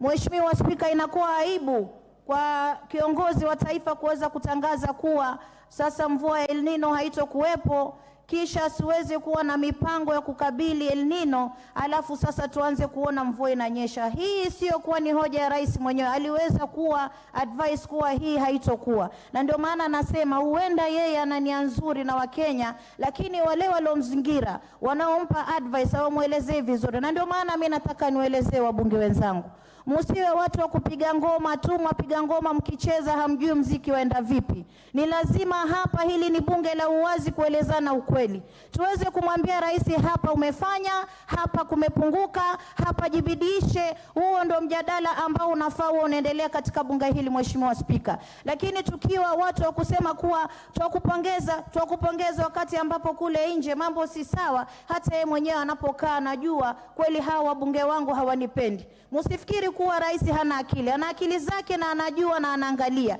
Anatamani hata siku moja mbunge ambaye yuko upande wake aweze kumwelezea ukweli kuwa Mheshimiwa Rais, hapa airport kuna shida iko hivi. Mheshimiwa Rais, wananchi wanalia mafuta ya mapanda, hawana chakula. Tunaweza tukafanya namna gani? Na kiongozi mzuri ni yule ambaye kama hali ziko hali mbaya katika taifa, Mheshimiwa Spika, anaangalia, asifanye mambo 1000 kwa wakati mmoja. Achague jambo moja ambalo linaweza kugusa mwananchi likainua uchumi, aweze kufocus na jambo moja, aweze kulitenda kwa ubora zaidi, kisha mengine yatafuatia polepole. Lakini Mheshimiwa Spika, ukimwangalia Rais amezingirwa barabara, amezingirwa miundo msingi, amezingirwa agriculture, sijui ataka kufanya mambo 50 kwa wakati mmoja, wakati ambapo uchumi hauko sawa. Na ndio maana mimi kama mama Mombasa sio kuwa nachukia, hapana. nampenda tena sana, lakini nitakuwa mwazi kwake kusema kuwa hali si sawa kule mashinani, na wala asiwasikize hawa wabunge wanaompigia kengele na ngoma. Asikize huku sisi tunamwelezea mambo halisi yaliyoko kwenye kule mazingara ya wananchi kule chini. Mheshimiwa Spika, sisi mpaka wakati huu tumekubali huu ndio rais, na sisi tunataka kusonga mbele kama Wakenya kwa sauti moja, na vile tumekubali twasema asidanganywe hapa na hawa wabunge kumpigia ngoma, oh ni kuzuri, oh tunakusifu. Hapana. Kama mama Mombasa, mimi nakwambia rais, hata hawa walimu 59,000 ambao umeajiri, nataka kukwambia ukweli kuwa Mombasa County tulipata walimu 6 peke yake kwa walimu 56,000. Katika hizi za wifi 25,000, mimi nataka kumwelezea rais, Mombasa imekuja 2 peke yake. Kwa hiyo kama anapenda ugatuzi kama alivyosema, pengine wale wanaomshauri hawamwambii vizuri, na mimi kama mama Mombasa County napenda kumwambia kuwa ajibidishe, akazane, lakini asidanganywe na hawa waheshimiwa wengine. Asante sana. Mama, what is your point of order, KJ? Mheshimiwa Spika, ningependa utueleze kama mjumbe huyu wa Mombasa amekiuka kanuni za kudumu hapa bungeni kwa kuweza kuwapotosha wabunge, kueleza kwamba kunavyo vituo ambavyo vimebuniwa vya kidijitali, akijua vema kwamba wewe mwenyewe uliweza kutuita mkutano hapa wa Kamkunji na tukaweza kujadili masuala haya ya vituo hivi, kwamba ni majukumu ya wajumbe kuweza kushirikiana pamoja na serikali kuu kubuni hivi vituo ambavyo ni vituo vya kidijitali. Na pia walimu hawa ambao walikuwa wanaajiriwa, Mheshimiwa Spika, nadhani kwamba huyu mjumbe anatupotosha kutuambia kwamba kutokana na wale walimu 56,000 ambao waliajiriwa, ati kwamba ni 6 peke yake ambao wameajiriwa katika kaunti nzima ya Mombasa. Mheshimiwa Spika, je, huyu mjumbe anatupotosha, na je, amekiuka hizi kanuni zetu za kudumu? Hayo maoni na namba ni zake. And in future, Mama Zamzam, when your colleague is on his feet on a point of order, you take your seat. Maliza on 30 seconds. Asante sana Mheshimiwa Spika. Nataka nimwelezee mbunge mwenzangu kuwa mimi ndio mama Mombasa na nachunguza na angalia. Na hapa tulikuwa na yule waziri kweli. Lakini wewe unajua kama aliweza kuzundiwa sehemu 2 ya kuweza kuweka wifi? Ikiwa unaweza kupinga hapa, mimi nakwambia usilolijua ni usiku wa giza, angalia ya kwako ni angalia kwangu. Kule kwetu walimu walikuwa ni wachache sana kuzingatia na namba ambazo zimetolewa 56,000. Kwa hiyo tuweze kuheshimiana, zungumza Dagoreti sijui ni wapi, mimi niachie ya Mombasa. Napenda rais na namuombea Mungu aweze kukazana, afanye kazi kwa bidii, lakini asisikize Thank you, Mama Mombasa. Geoffrey Ruku. Thank you, Mr. Speaker. It is important, Mr. Speaker, I feel that I was not in the House, but I followed the address online from the time the President came in to the last sentence. And Mr. Speaker, I write to support all the sentiment and raised by the end of state and end of government, and to congratulate him for a very job well done for the past 1 year. Mr. President, in his speech, in his national address, he put it clearly that, Mr. Speaker, the appointment of judges, which the 6 judges came in handy to support the judiciary, to support the judicial the justice administration system of our country. And not only that, Mr. Speaker, the allocation of 3 billion Kenya shilling to judiciary, that is indeed a clear indication that the President supports the justice administration system of this country, which has not been faring very well for a number of years. Mr. Speaker, he also highlighted in his speech address that the Inspector General, setting Inspector General as accounting officer to ensure that the National Police Service is well managed, and at the same time appointing Justice David Maraga to a task force, to lead a task force, Mr. Speaker, to review the terms and conditions of our women and men in uniform. We have been having challenges in this country as far as the police, National Police Service is concerned, and to ensure the people of Kenya enjoy security, protection of life and property. This is something which the President did the very, very first days in his office, in office as head of state and head of government. Mr. Speaker, in agricultural production and livestock value chain addition, so that the cost of living can come down, a lot of investment which has been done by the government, led by the President, at the moment is yielding fruit. We have seen the VAT rises coming from 7,000 to 2,500 per bag, Mr. Speaker. And we are witnessing huge harvest in different parts of this country at the moment. The reduction of wasteful expenditure to ensure that the government is within, is controlling the expenditure. You remember in a speech and what the President has done to ensure no government officer can spend more than 7 days outside this country. And any unnecessary expenditure in our offices, in public service offices, has been cut down, Mr. Speaker. An exemplary performance which has been shown by ASRA's fund with the disbursement of huge amount of money to a tune of that 6.6 billion, Mr. Speaker, and a saving of 2.3 billion, Mr. Speaker. All this is achievement within 1 year, and it has been done by the visionary end of state. Mr. Speaker, we witnessed the employment of almost 60,000 teachers and 8,000 primary school teachers for the junior secondary schools. This has been done by a committed president. And in his speech, he clearly outlined that, and it is known to each and every person within the Republic of Kenya. This is something which has never been done in the past, and it can only be done through commitment, passion, and diligence in service to the people. Mr. Speaker, the passing of a universal health bill, as well as the primary health act, Mr. Speaker, and the Facility Improvement Financing Act, which the government, led by His Excellency the President, has championed to ensure there is enhancement of health care. Your time is up. James Nyikal. So that you don't appear to be unfairly truncated when you are contributing, you look at the clock, there's the amber light that warns you. When the amber comes on, you have 1 minute. When the red comes on, you are switched off.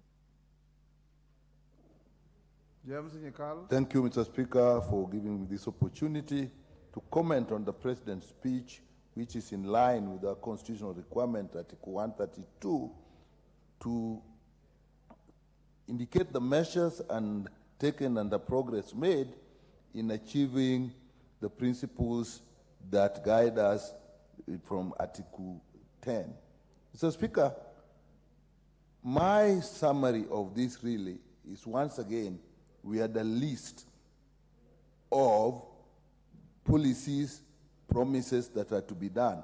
And let me say, a fair amount of report on process indicators, which means what needs to be done and where we have reached, but actually it did bring us to what has actually done.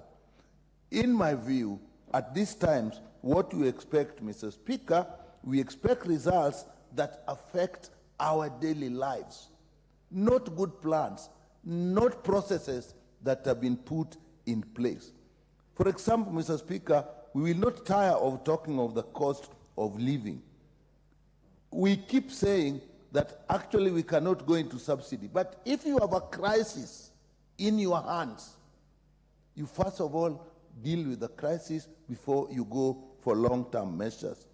We keep saying, for example, that the cost of fuel cannot be touched because it is a consumption subsidy. I'll never be convinced, Mr. Speaker, nobody can, that look, a subsidy in cost of fuel is consumption. There is no single mover of economy like fuel. So in my view, subsidy on fuel may be a better production subsidy than even fertilizer, which we all agree is actually a production subsidy.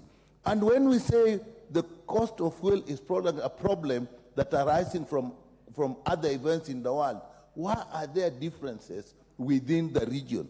As Mr. Speaker, the cost of fuel has about 5 levies and a heavy VAT tax on it.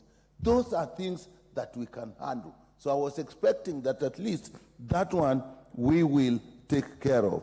Mr. Speaker, when we talk of in the area of education, we had good indications, primary education, funding primary, university education, but up to now, really, we are just starting to see the fees being paid, and there are still a lot of students who are in universities and their fees have yet to be paid. When we talk of universal health coverage, we have changed laws. Changing laws is not the same as actually getting results. And I'm worried, Mr. Speaker, even the laws we have changed have opened ourselves to a lot of activity from the private sector. We literally may hand over the processes to the private sector. I'm not so sure we'll get much there. Mr. Speaker, when we are talking of even social protection, we have changed the structure. A member mentioned NSSF. I don't know whether we are aware here that in our new arrangement, there are actually 2 tiers of NSSF payment which are being made by employees, where tier 1, which is a small proportion, actually is what NSSF is going to manage, while tier 2, which is a bigger proportion, is actually going to the private sector. So, Mr. Speaker, I remain worried because we are talking more processes, more policies, but we are not getting to the point of saying this is what we have achieved, is affecting your life today. We talk of 11 landing beaches that have actually, in Kisumu County alone, there are 35 landing beaches. What is 11 for the whole country? That is a drop in the ocean. When we are talking about the justice system, what we are saying, we have employed judges. You can employ people, you can put money, but if the governance structures are not working, you still will not get results. So what we are looking for is results. When we are talking of security, we talk of funding the police. I think those are good things, but we must move away from thinking that policies, funding will eventually turn into actual delivery of what people need if we do not pay attention to the issues of governance that will move these things to allocating money. Your time is up. Honorable Ruku, I gave you a chance to speak. You finished and logged in again. That is not right. You are still stuck at the top of the screen. Then there is something wrong, clerk. The next goes to member for, it's called Moham, member for Nyali, is it? Yes. Asante sana Mheshimiwa Spika. Ningelipenda kuzungumzia hotuba ya Rais. Yale ambayo yalisema yalikuwa mambo ya wazi na aligonga ndipo. Mheshimiwa Spika, ninaposikiza waheshimiwa wenzangu wakizungumza jinsi hali ya maisha ilivyo, ninashangaa sana kwa sababu hawa wanaotuzungumza na kutuzungumzia na kutueleza haya mambo ni wale ambao walitutia katika shimo la matatizo katika taifa hili.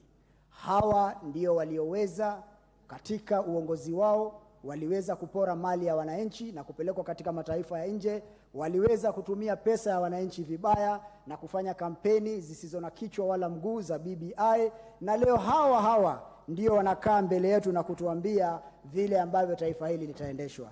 Mheshimiwa Spika, deni ya Kenya haiwezi lipwa na mtu mwingine. Deni ya Kenya italipwa na sisi wa Kenya. Kenya ni nchi huru, nchi ambayo inajifaa kujitegemea na kuzalisha mapato yake, ajira na mambo mengine mengi, Mheshimiwa Spika.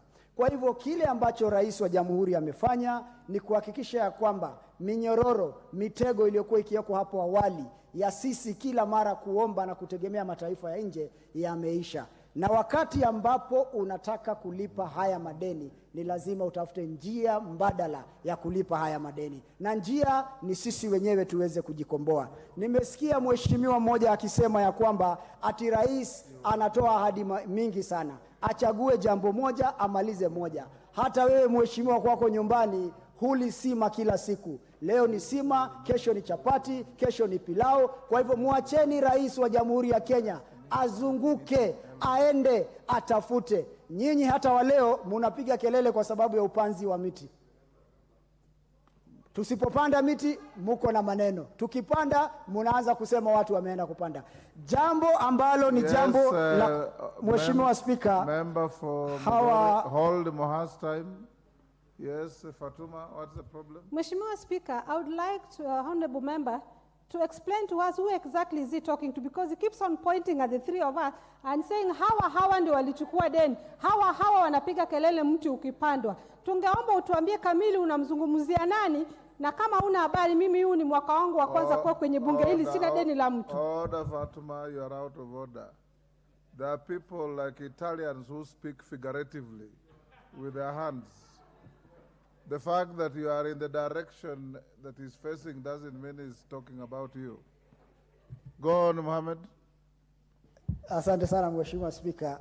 Nadhani wakiambiwa ukweli wanatafuta vijisababu visivyo na kichwa wala mguu. Nikisema hawa ni nyinyi ambao mulikuwa katika serikali iliyokuwa hapo awali, nyinyi ambao mulienda mkadanganya wananchi na kuwaambia mambo ya porojo ilhali mulikuwa mkipora mali yao. Kwanza nyinyi mnafaa murudi kwa wananchi, muwaombe msamaha, museme nyinyi ndio mmefanya makosa kwa kuweza kupora na kufuja mali ya Wakenya na kutuletea haya matatizo. Mheshimiwa Spika, hawa walikuja na kifua wakisema ya kwamba tutafanya mambo mengine kwa lazima, na leo mnakaa mbele yetu bila aibu, mnataka kutuambia vile ambavyo taifa hili litaendezwa. Hata hayati Emilio Mwai Kibaki alichukua miaka 2 kujenga nchi. Wewe pia kama mbunge ulipochaguliwa huwezi fanya miujiza na kipindi cha miaka 1. Kwa hivyo Mheshimiwa Spika, yale ambayo rais alizungumzia yalikuwa ukweli bayana. Alizungumzia masuala ya elimu, akazungumzia masuala ya ukulima, akazungumzia pia masuala ya deni ya Eurobond. Na dawa ya deni ni kulipa. Na usidanganywe na mtu yoyote. Sisi wa Kenya ndio tutalipa hiyo deni, sisi wa Kenya ndio tutasukuma hii gari mpaka tufike mahala ambapo patakuwa sawa kwa kila Mkenya. Asante sana Mheshimiwa Spika. Member for Kapchai.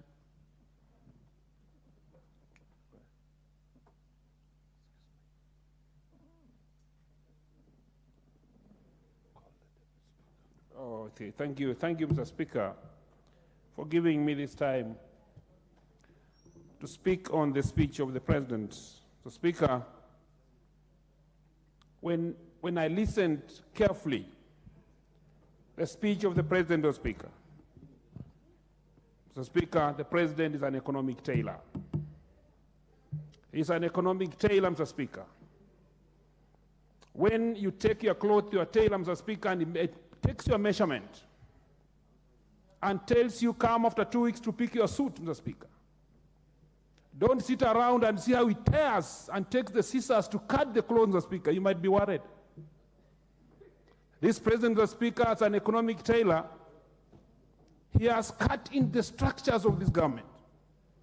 It's important, Mr. Speaker, to know, and to know very well, that the President, Mr. Speaker, brought in the subsidy of fertilizer. Fertilizer, Mr. Speaker, brought about the issue of food in this country. As we talk today, Mr. Speaker, most farms, we are doing the second season of the crop.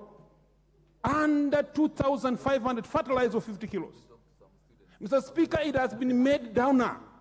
Even this fertilizer has been moved from cereal headquarters, Mr. Speaker, to the sub-count levels to give farmers a chance, Mr. Speaker. We're only asking them, Mr. Speaker, that they increase the number so that most farmers get to ease. When we get a lot of food, Mr. Speaker, and I was wondering, Mr. Speaker, when I heard Honorable Bombadi, he said that he is not seeing the signs of development in this country. Mr. Speaker, when we harvest well and we have enough food, like in his constituency, Mr. Speaker, sufurias are now busy. You cannot, if sufurias are busy, Mr. Speaker, they have a lot of food. You can't find them on your head. And that is the reason why we are saying, Mr. Speaker, we start with the food. It's not a factor, Mr. Speaker. It depends also with the school you went through. We have something called the Kepner and Trocker principle of assessing the degree of danger. And then you start from where? In your house, Mr. Speaker.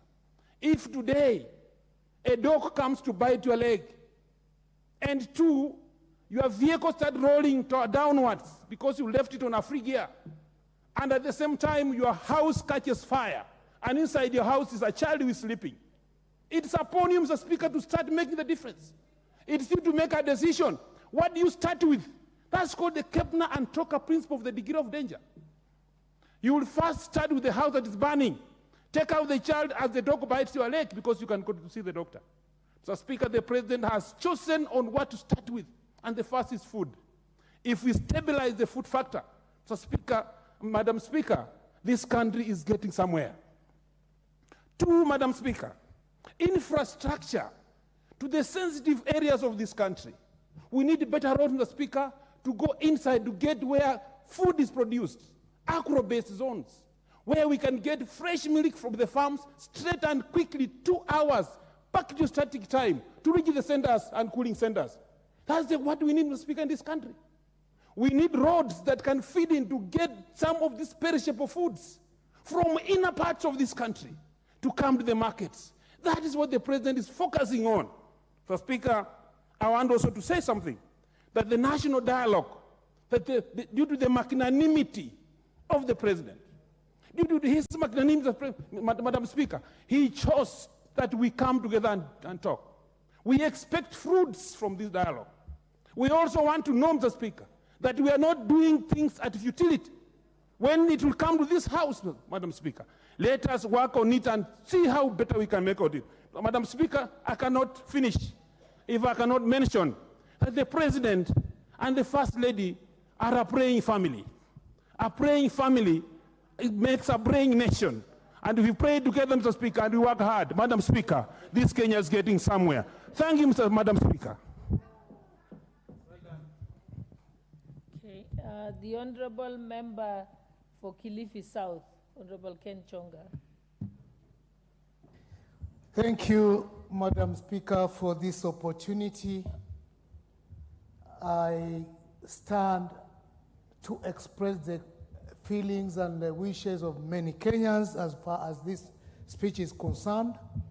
And Madam Speaker, let me take a cue from Honorable Zamzam when she said that when we debate some of these speeches, we need to understand that we are here for the interest of the Kenyans.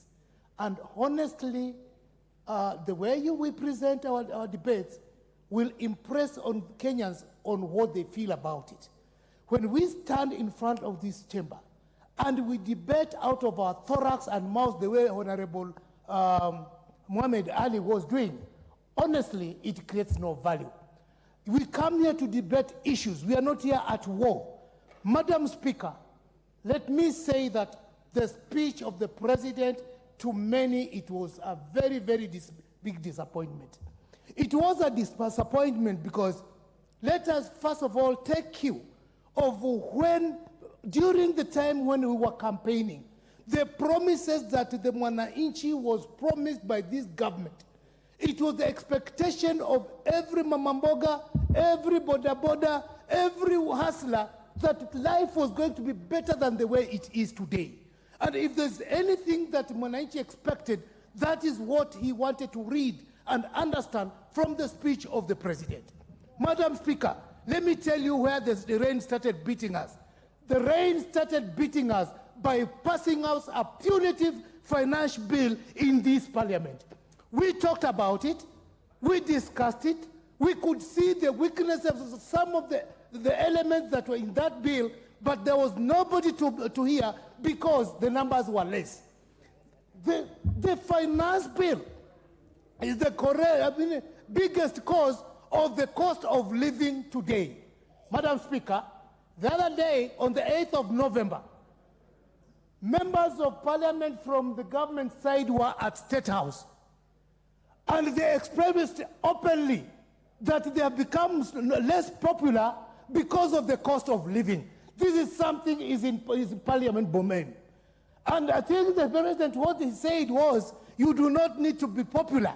Indeed, if they feel they're unpopular, and they feeling what the mwananchi is feeling on the ground.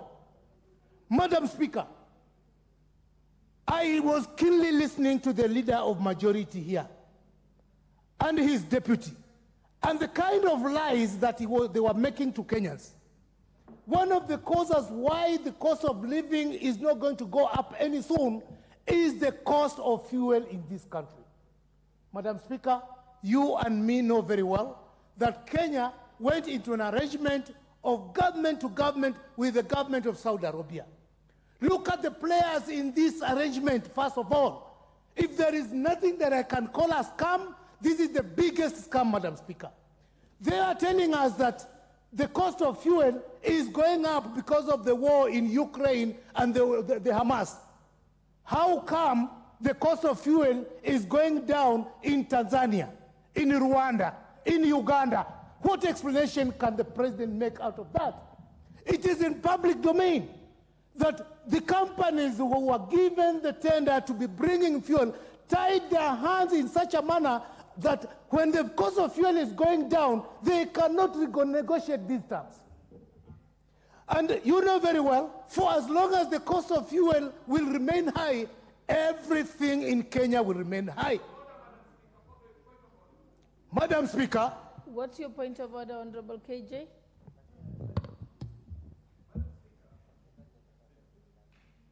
Madam Speaker, as emotive and as misinformed as the Honorable Chonga might be, is it in order for him to say that we are speaking lies here or the president is speaking lies?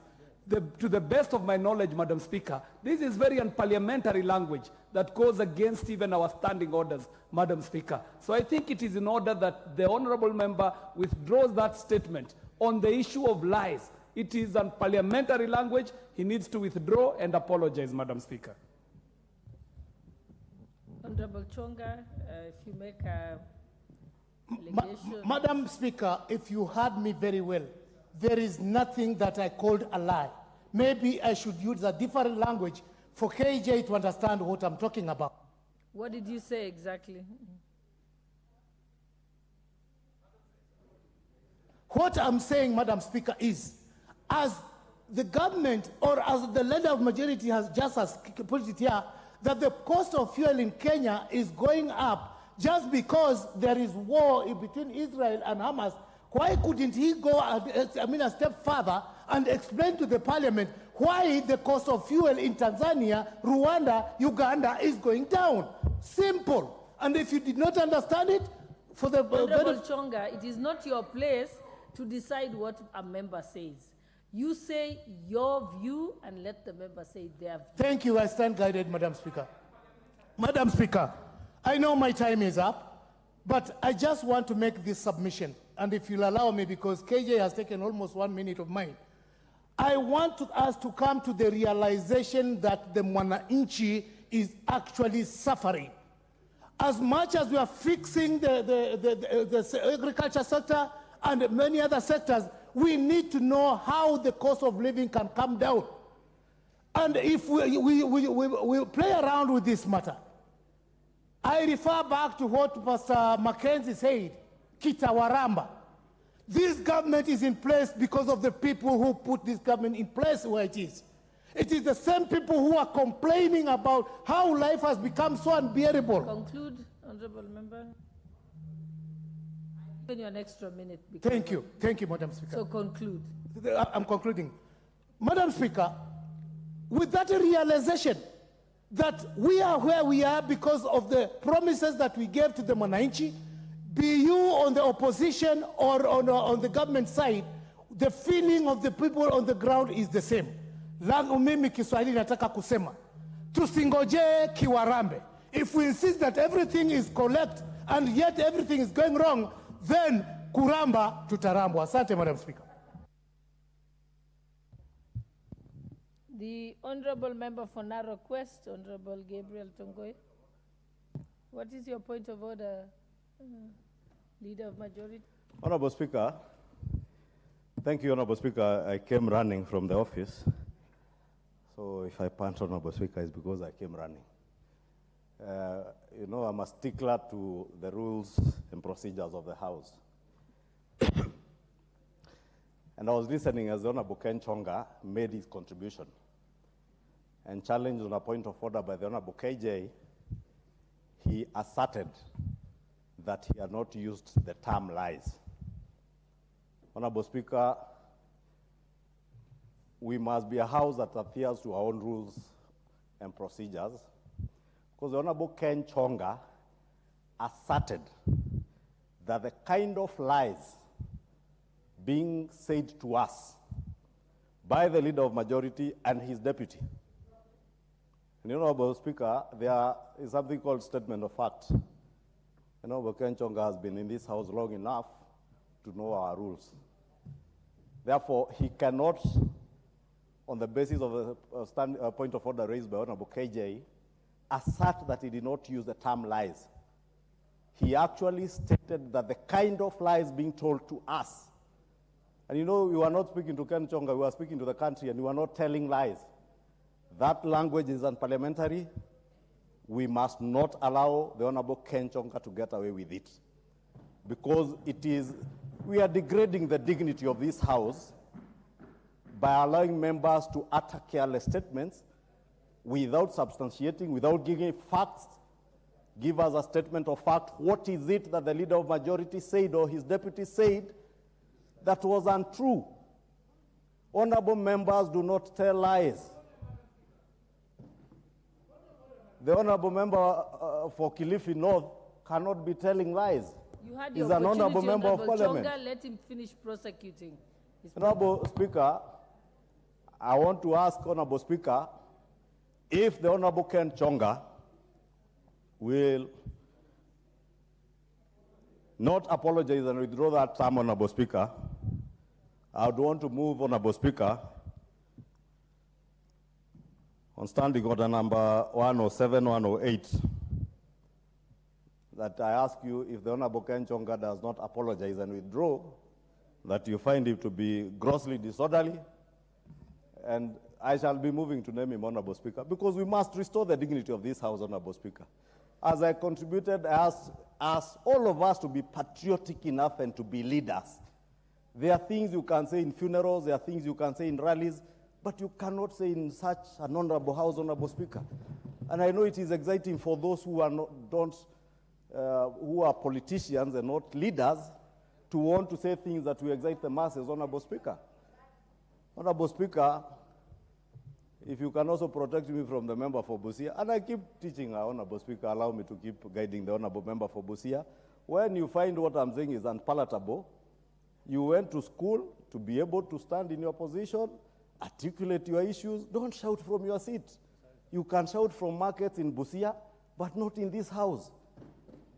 Honorable Speaker, this House, we articulate, we debate. It is a debating chamber, not a shouting chamber. I know it's common to shout in some places in Busia, but not in this House. Honorable Speaker, I would beg that you do require Honorable Chonga to withdraw and apologize, failure to which, Honorable Speaker, we shall be moving to name him.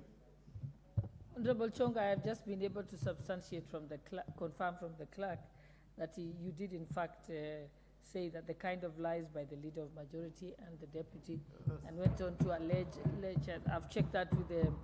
So I'll just bring to your attention standing order number 91, responsibility for statement of fact. The member shall be responsible for the accuracy of any facts which they allege to be true and may be required to substantiate. Again, when you are informed that you had made those remarks, you said that it was not in fact true. And now it's been confirmed by the Hansard that it was. And then, and if you do not convince me, then I will move to standing order number 107 and finding you liable for disorderly conduct. I'll give you a minute to respond to that. Madam Speaker, I regret to say that I think I was not understood well. The statement that was made by the leader of majority and his deputy is that by virtue of the war in Israel and the Hamas, the prices... Chonga, I was giving you an opportunity either to apologize, withdraw the remarks, then you can proceed. But you're making it worse by restating again. Are you disputing what is on the Hansard? Yes or no, Honorable Chonga? I cannot dispute what is in the Hansard, but I'll stand by my word. Chonga, then we will let you sit down. You can leave the House and confirm and then come back. Okay, Madam Speaker. And then we can decide your fate in another 10 minutes when you have confirmed. Proceed. No, you are disorderly. Honorable Chonga, I have not given you the mic. Hold on. Honorable Chonga, would you like... Honorable Chonga. Honorable Chonga. Honorable Chonga, you did not have the mic and you proceeded to speak. Then you will just be held that you keep away from the House for the next 2 sittings. Let us proceed. The Honorable... I think it was member for Nakuru. It was the Honorable member for Narok West. Yes. Thank you, Madam Speaker. And I want to thank you for giving me this opportunity. He has not begun, then you can make your point of order. Let him make... To contribute to the President's speech. Madam Speaker, I was in this House when the President was addressing to the nation, and in fact seated where I'm seated today. And I had the opportunity of not just be listening to him, but even looking and reading his body language. And I was so convinced that the President really was aspiring hope to Kenyans. And the President really gave a history and a journey that Kenya has walked since he took over in less than a year, in almost a year ago.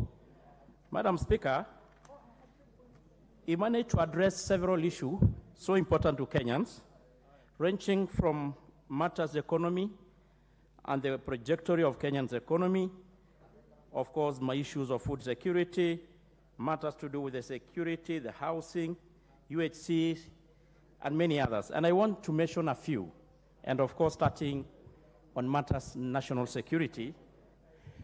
And the President started by outlining what he committed to Kenyans, and that giving the national police the financial autonomy to enable them execute their mandate in serving Kenyans and ensuring that Kenya is safe. And the President lived true to his promise to Kenyans that in Presidential Executive number 1, the President gave the police the financial autonomy, and I can confirm that as the chair of that committee, Madam Speaker.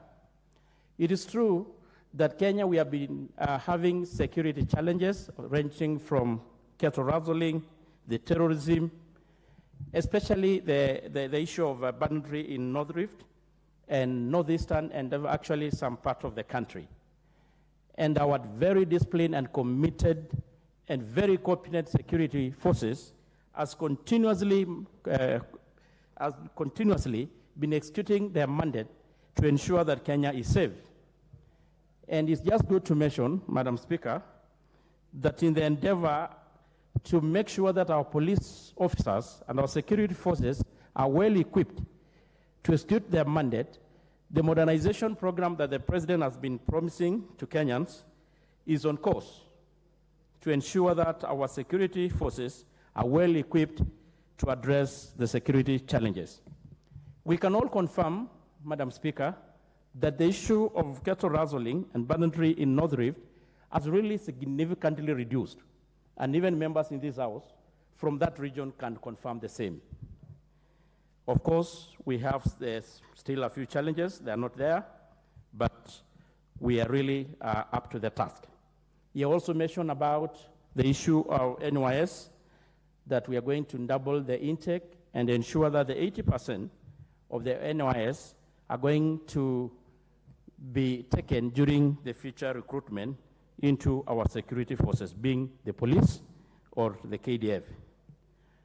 Madam Speaker, on the issue of international obligation, we are on the right track as a country. It is true, we are proud to be Kenyans. Kenya has been known, and they have really cemented their position in the global arena, especially in matters peace. We are currently participating in several countries, helping those countries stabilizing the peace. And even it is in this that I don't want to preempt, but we know, of course, the issue of our anticipated deployment of our forces to Haiti to help that country to maintain their peace. Madam Speaker, on the issue of food security, the President was able to really put it in clear terms what the country, what the Kenya Kwanza has managed to do, starting from subsidy on fertilizers, which has enabled the produce, the food, which has really enabled, Madam Speaker, the harvest to double in less than a year. We have talked about issues to do with the provision, reducing the post-harvest by provision of the dryers. And I'm proud they talked about the first consignment is just on, it will be in the country in a short, maybe in a week or two. Madam Speaker, on the issues of UHC, we know that this House passed a bill to include the issue of Health Facility Improvement Fund, which will be able to ring-fence the funds that are generally generated by health facilities to enable them, make sure that the funds are used to improve the facilities, and of course continue to make sure that our health facilities give the services, needed much services to Kenyans. And it is going to be a game changer, Madam Speaker. We know in communities where we come from, what really has continuously affected communities, at times even causing them to lose, even sell their property to include land, is the very high bills from the hospitals because of lack of cover, insurance cover. It's going to be a thing of the past once this program is rolled. And it is a big achievement, and it is a commitment and a promise that the President has really lived up to. Madam Speaker, on the issue of housing, and of course here seated right on my right hand is the chair, we have really made a progress, a very big progress on the same. There are a lot of housing units coming all over the country, and I'm sure it is in a due course, Kenyans are going to live in dignified manner. Madam Speaker, the other issue that I want really to talk about is the issue of the economy. And more importantly, the issue of the Eurobond, a debt that has continuously been a concern to Kenyans. It's true, as been reported by a majority and members who have spoken ahead of us, we were in a hole.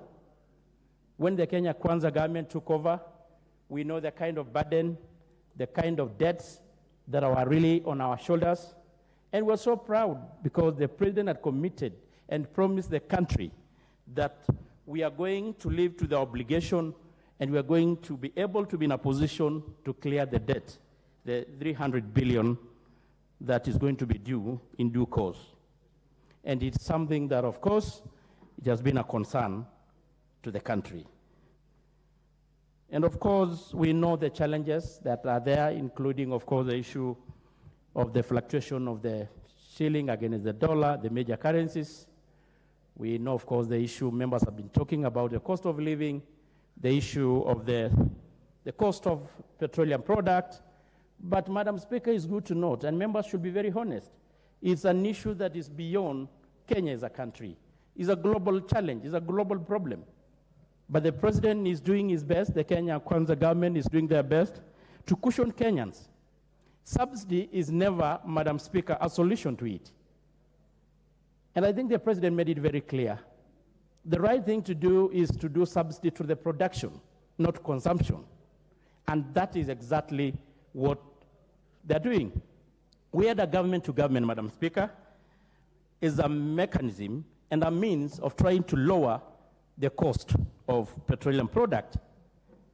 And if the president did not take the intervention, I'm sure we could be talking of a different story now.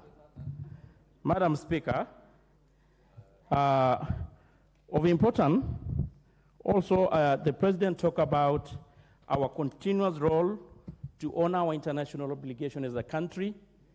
And he went further to illustrate the several international security missions that Kenya forces are undertaking currently and even in the past. And it's something we are proud as Kenyans to, Madam Speaker, to mention that as a country, we are continuously making Kenya proud.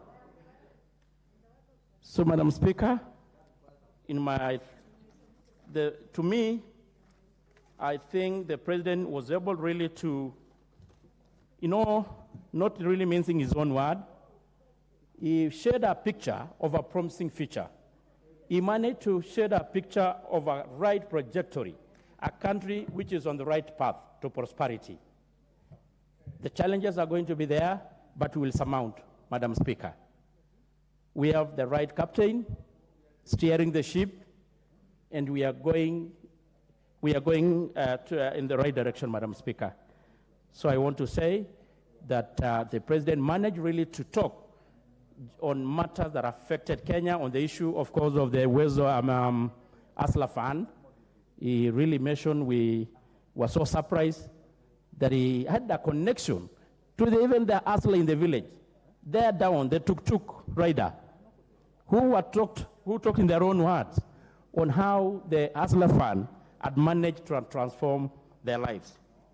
So, Madam Speaker, we have a president, we have a captain, and we are proud to be Kenyan. Thank you, Madam Speaker. Thank you. And before I call the next speaker, the Honorable Esther Passaris, member for Nairobi County, someone just asked, what did Honorable Ken Chonga do? It's for the avoidance of doubt. I asked him to leave under Standing Order 107A, which states that a member commits an act of gross disorderly conduct if the member defies a ruling or direction of the speaker, declines to explain or retract use of unparliamentary words, and declines to offer apology despite being ordered to do so. And you saw that I severally requested Honorable Chonga to do so, and then demonstrates or makes disruptive utterances against, despite being asked not to do so. And you saw that even without the mic, he continued. So it's on that basis, because the standing order is quite clear, that the speaker may call upon the member whose conduct is grossly disorderly to withdraw immediately from the presence of the assembly for a minimum of 5 days and a maximum of 28 days. So he has to keep away from the presence of Parliament for 2 days. 5 days. Just wait. Just trying to quote that. I said 2 days. Just wait. Minimum of 5 days. Yes. Actually, it's a minimum of 5 days. So unfortunately, he has a minimum of 5 days. Let us proceed. The Honorable Member for Nairobi County.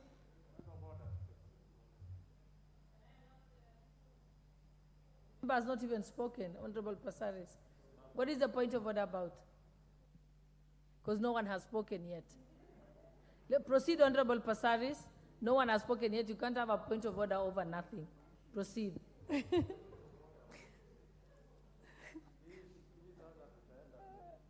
Thank you, Honorable Madam. Kibagendi, Sorry. I was referring to a decision I'd already made, so it's not a new matter. Proceed, Honorable Passaris. Thank you, Madam Speaker. Thank you, Madam Speaker. Madam Speaker, Madam Speaker, I am standing here. Sorry for the distraction. Can you please stop shouting point of order? I want to contribute.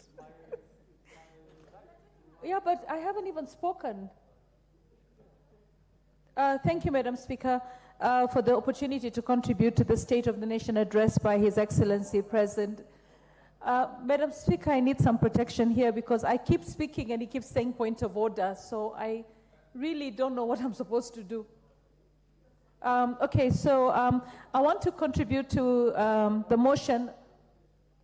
Honorable Passaris, ignore him and address Madam Speaker, I suffer from OCD, and the problem is he's right next to me, so he's really distracting me. Please, can you wait until I finish and then... Don't address him, address the chair. Through the chair. Through the chair. Okay, Madam Speaker. You're losing your time. Madam Speaker, I take this opportunity to speak to the State of the Nation address by His Excellency President William Ruto.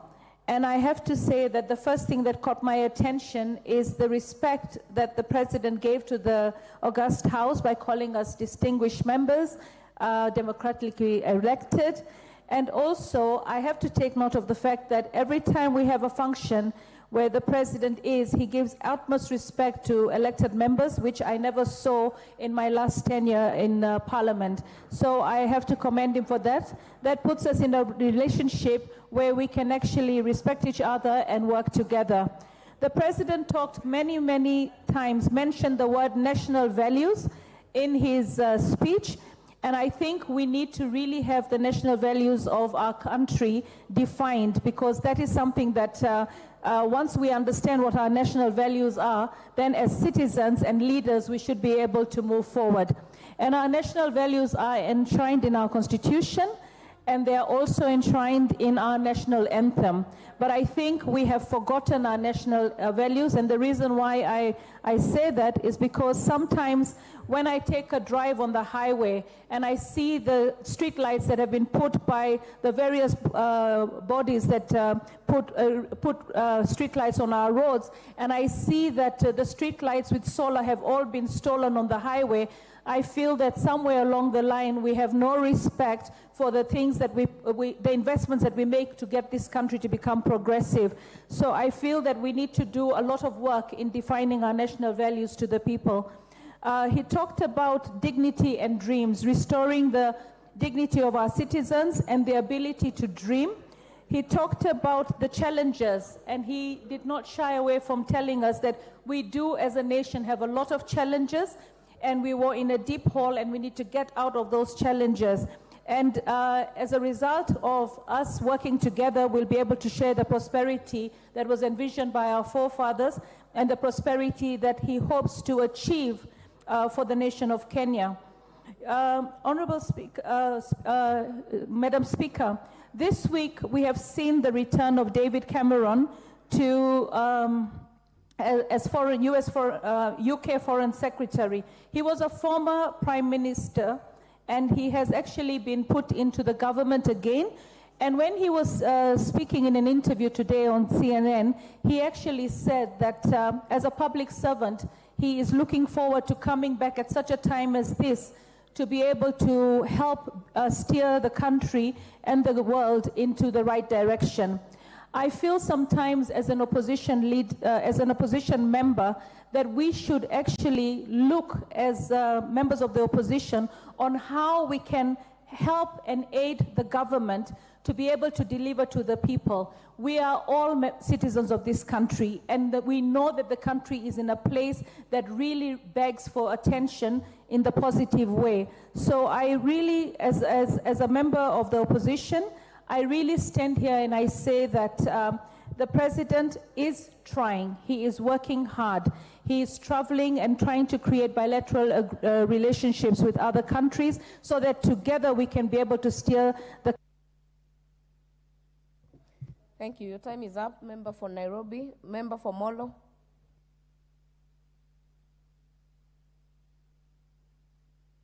Yes.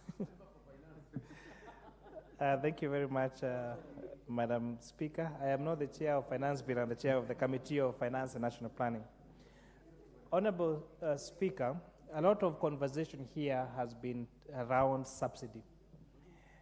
And I'll try to take the first 2 minutes to really explain why subsidies are not a solution to reduction of price. If you look at a demand curve, Honorable Speaker, a demand curve slide, if you have prices on the vertical on the left and quantity here on the right.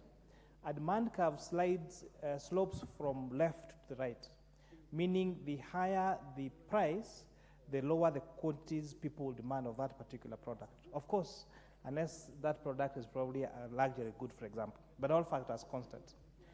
A supply curve slants from the right to the left, which means that the higher the price, the higher the quantities, the quantity producers would be willing to take to the market because they want to maximize on that high price, Honorable Speaker.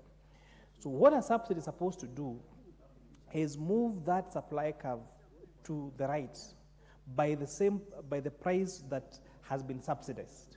So the consequence of that, Honorable Speaker, should be to reduce the price of that particular good or service. But what does it actually do?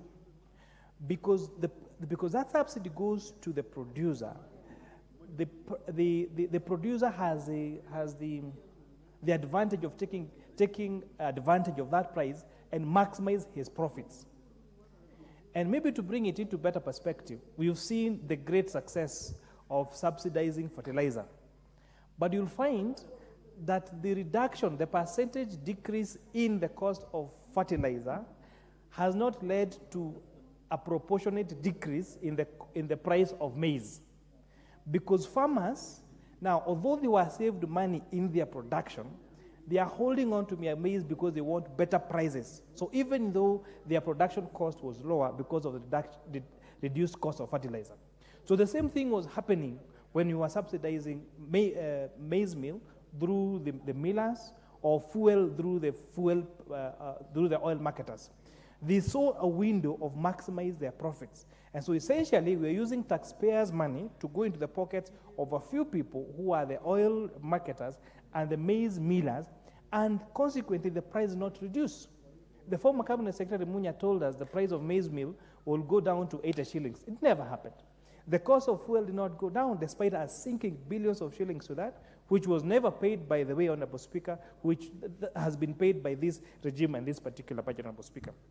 So this consequently shows that subsidizing, especially subsidizing consumption, cannot be a way of reduction in prices. It has been proved by very many economic theories. It is practical. Even now, farmers are not willing to sell their maize at a lower cost, even though they were subsidized their fertilizer by more than 160%, Honorable Speaker.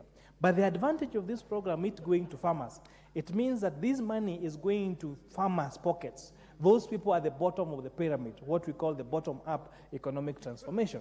And therefore, the increase of circulation of money to those farmers by increasing their disposable income, because their cost of production is lower than for example, the previous year it should be, then you'll find they're spending more, and that will even see the velocity of money increasing in the market, Honorable Speaker.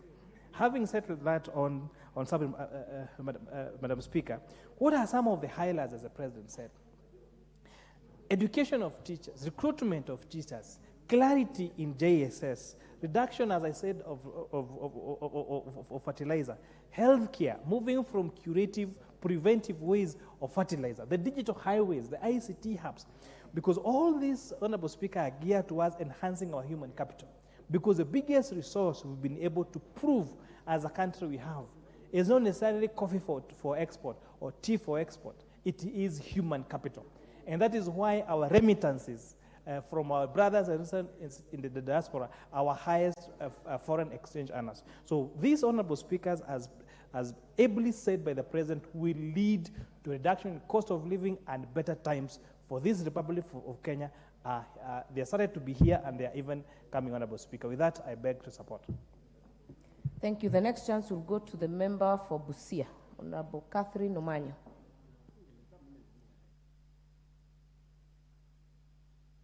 Thank you, Madam Speaker.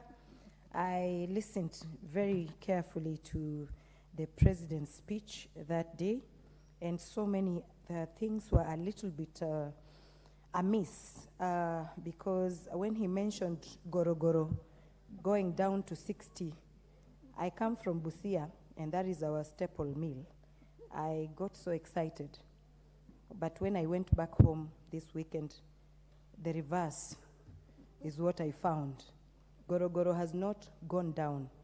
Instead, it has been hyped. And because of this crisis, taxation, all the drama, you watch at people who would have made maybe Kenyans' life better, the tourists at the airport being tortured. Our country is going down the brink. It is a high time the president listened to people who care about this nation, people who will tell him the truth, people who will call a spade a spade. Just days after he gave us a speech here about reducing spending and everything, we saw the cabinet ministers and the PSS flying helicopters all over the country, using over 300,000 to just go and plant a seedling that is worth 10,000. So I said, where have we really gone wrong to God? Maybe God is punishing us because we have done things, carried the Bibles all over and said God is God, but I think the things that we do, if you do not seal the gaps of corruption in this nation, Kenya, but you insist on adding or increasing the taxpayers, then the same money that you say you have achieved is still going to these tunnels of corruption. So there's a lot of confusion. The president told us there will be no El Nino. The weather forecast people said there will be El Nino. Some of us who are farmers were forced to harvest prematurely, fearing the destruction that would be caused by El Nino. After a while, the president said, no, these people at the forecast department lied to all of us. And then just recently, again, I hear the deputy president say, now whatever we are receiving is El Nino. So we do not know who is the spokesman from the State House to try and say some things and not leave the president himself to keep looking like a cartoon when he says some of these things. So a lot at the moment is lip service. We want real service, and all of us as leaders, let us tell the president the truth and not keep bombarding the State House with a lot of lies. I saw even when he was taking a breath, taking water, people were clapping, and I was wondering, are they clapping because he's thirsty? We should not exaggerate, because real Kenyans, the hustlers, the people we said we will protect, are committing suicide. They are not seeing anything. Anything we say from today as leaders, we must be accountable, because Wanjiku will look at us and there is nothing we will do in future to try and convince them. The hope is gone. Kenyans are not happy, and that is the truth. Thank you, Madam Speaker. Thank you. The next chance will go to Honorable Nelson Koech. Unlike other members, as directed by the Speaker, you're entitled to 10 minutes.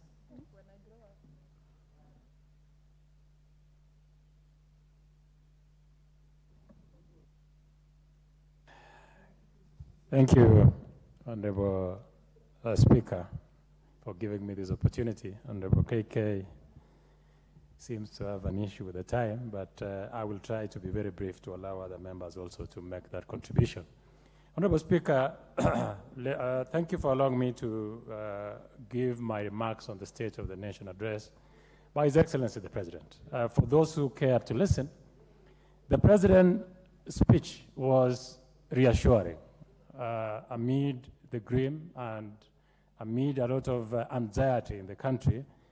The President sought to reassure the country that we are on the right track. When His Excellency President William Samoei Ruto and his government took over leadership, this country was literally in the brink of an economic collapse. This country was heading to the dogs because of fiscal indiscipline that is manifested even as we are talking Yesterday, I'm sure many of you have seen online the pictures that are going around on WhatsApp groups and on different fora of the state of our airports and the leaking roofs of our airport. These are some of the things that were done in the dying days of the previous administration that really paints a picture of exactly how resources, like the president did put, we were living large on borrowed money. We literally did not have any discipline. The president will have had the luxury to come in and sit pretty and also continue borrowing until this country collapsed, or he decided to take that bold step of restoring fiscal discipline and avoiding an unnecessary wastage. Number one is funding of, first of all, funding of production rather than subsidizing consumption. Many have said here, and I'm sure even in our farms, for instance, even in my own farm, you can see the production today in terms of maize. And like he did say in the State of the Nation address, we've had a bumper harvest this year. We are going to have production of almost 80 million bags that is going to feed the country. When you lower food inflation in any economy, you are in the right trajectory. You're actually trying to stabilize, and that is exactly where we are as a country, lowering the cost. I'm sure even in shelves now, when we came in, there was a lot of noise about lowering the cost of flour or unga. And right now, as we are talking, the president did put that we are, prices of unga are retailing between 140, lows of 140 and highs of 175. That tells you that the cost or that the fertilizer subsidy has worked, and the cost of food is going to drop down going forward. The president also went further, and I want to just quickly refer back to the Finance Act, which he also enumerated, importation of fish from outside the country. He mentioned that in Kisumu, Homa Bay, and many other areas along the Lake Victoria, there is big construction of landing sites to enable the fisher folk to continue to harness the potential of the fish farmers and make sure that the fish within the lake region is sold in the market for good value, and farmers there can earn something from the lake. That, I think, is a brilliant move that we also, members of parliament, did participate in making sure that we are able to restore the market and deny the fish that came from outside the country the space in Kenya, or rather the market within the country. On independence of independent institutions, the president did indicate, like has been mentioned by many of my colleagues, that the first thing that he did that evening after being sworn in was to give autonomy, first of all, to appoint the judges of the Court of Appeal, and number two, to give autonomy to the police by allowing the counting officer to be the IG. That brings accountability, and it gives freedom to our independent institutions. On sugar sector, the president did mention that in the new sugar sector, he has written off billions and billions of loans that were owed to different sugar milling companies to allow all those in the sugar growing areas an opportunity again to start afresh and to bring sugar industry back on the fold, and to allow as many farmers as possible to utilize the potential in the sugar sector. Order, Honorable Koech. Just for the benefit of members, just take your seat for a minute. I know members were asking why the member or the chair for defense was given 10 minutes, and this was a resolution by the House, and it was made that the chairperson on the Committee of Justice and Legal Affairs should speak to the report submitted under Article 132.1 of the Constitution, realization of national values. The chairperson of the Departmental Committee on Defense, Intelligence and Foreign Relations is to speak on the report submitted under Article 132.1 of the Constitution relating to the progress made in fulfilling the international obligations of the Republic. And finally, the chairperson of the Departmental Committee on Administration and Internal Affairs, to speak on the report submitted at Article 247 of the Constitution relating to the state of security of the country. That is why there is an extra 5 minutes for those 3 chairs, as has been decided on the House. So even as you conclude, Honorable Koech, ensure that you also touch on the international obligations. I was going to finish with that, but on the international front, economic diplomacy that the President has engaged in for the last 1 year, it's been extremely gainful. I'm sure even today many of you are aware that China is now relaxing its rules, visa requirements for traveling to China to enable ease of business. The President has done so many trips outside the country, all that are meant to benefit this country in terms of financing or different sector, energy, agriculture, and many other sectors that the President has engaged in. Most importantly is in peace. Kenya now has been, is an anchor state for peace within the region.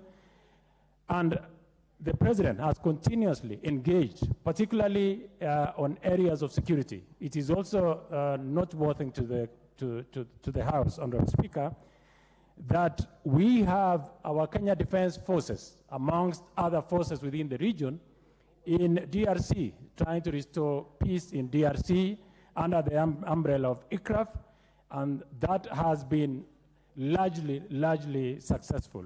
In the area of the defense, Kenya that has been restoring some order in Somalia.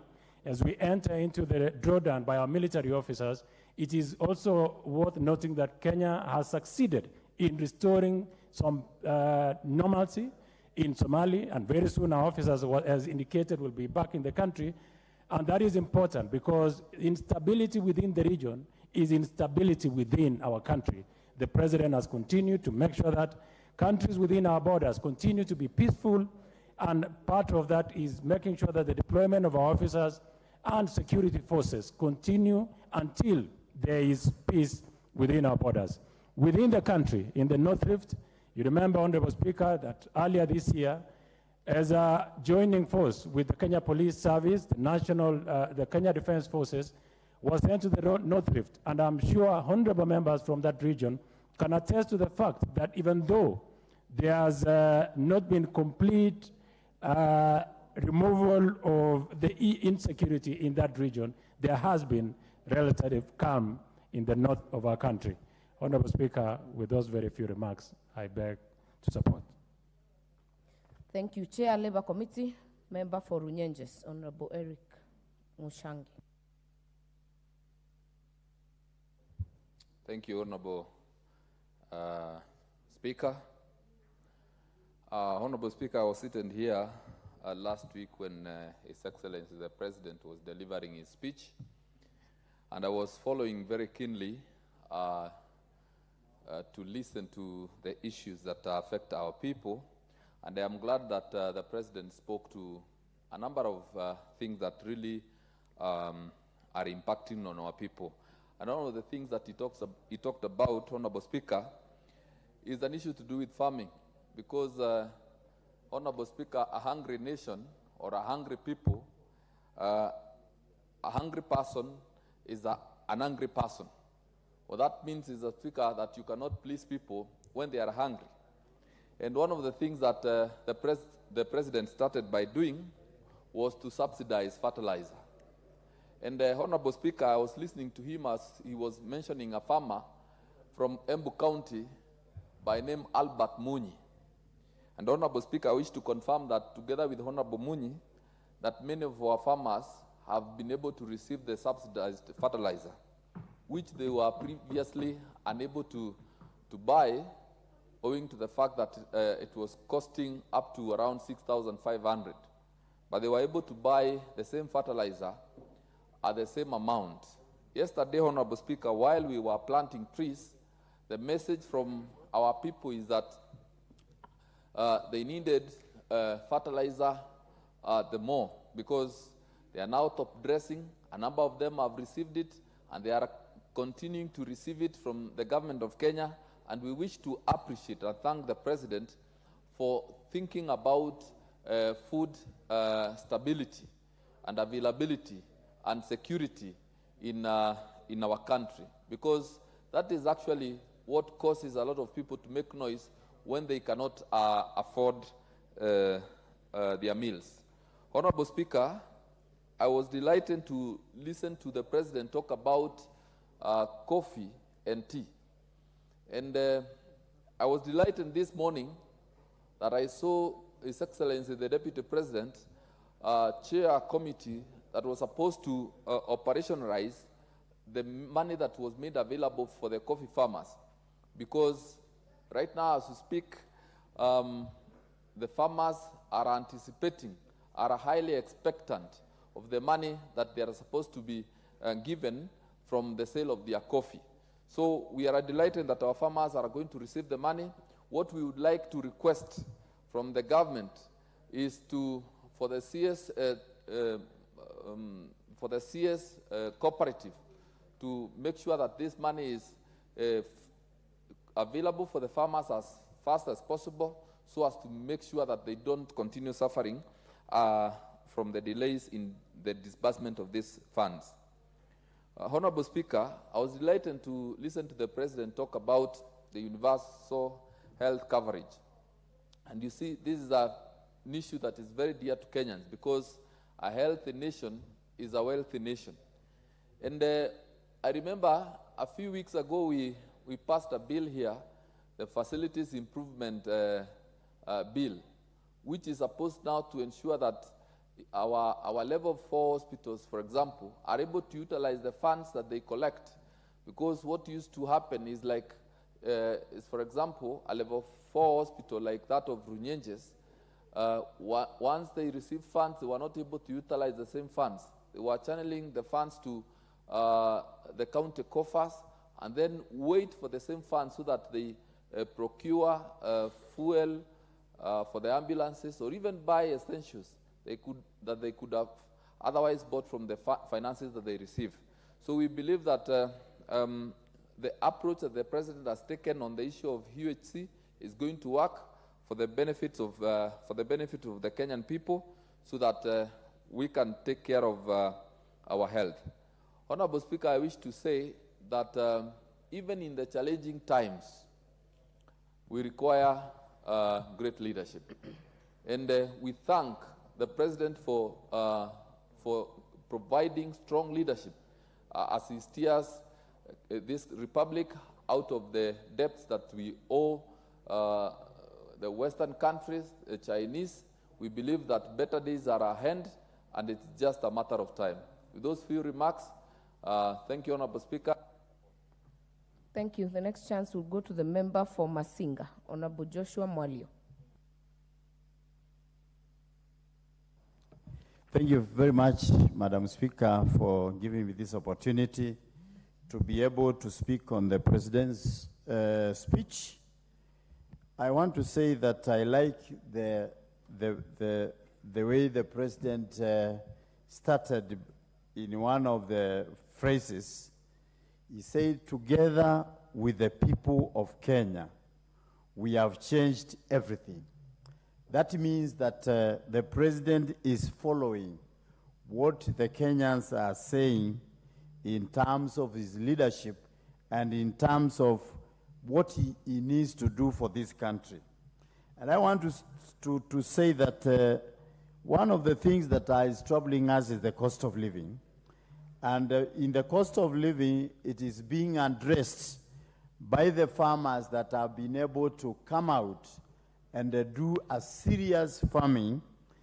And by so doing, the government are given the subsidy of the fertilizer, which is able to reach every Kenyan. In Masinga, my constituent, which is in a very remote area in Machakos County, even the farmers receive notifications in their phones on when to pick their fertilizers from the depot. And even there is a conversation that they are saying that the NGCDF should build for them a store, so that we can have a store in the constituency instead of us having it in the regional center. And that is a conversation that we are going on. That means there is a goodwill in this fertilizer, and the farmers are taking it very positively. I am aware that the digital transformation is also going on, and I've been able to do in my own constituency in the previous term 4 hubs that have seen a lot of change as far as the young people are concerned, because they have been able to do their work, do their applications, do also their assignments from their various universities and colleges from the same hub which I had to install for them. And therefore, I am sure that in as far as the apps that are being implemented by the ministry are concerned, it will be a game changer, because the small ones which we had installed last term, they have already been able to transform some of the gains, and we have seen the young people are happy, and they are able even to look for the jobs from those platforms. Another thing that I picked from the president's speech is that the support that the Ministry of Agriculture is supporting the farmers. For example, they have been able to float from the Department of Crops.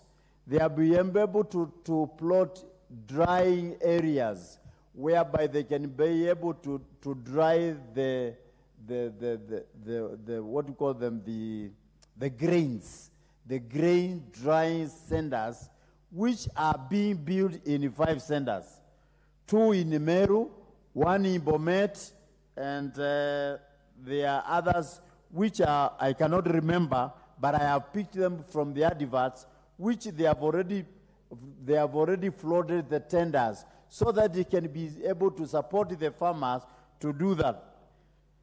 The other thing that I have been able to pick is that the fish landing base, the blue economy is also doing wonders. 22 landing bases have been able to be identified.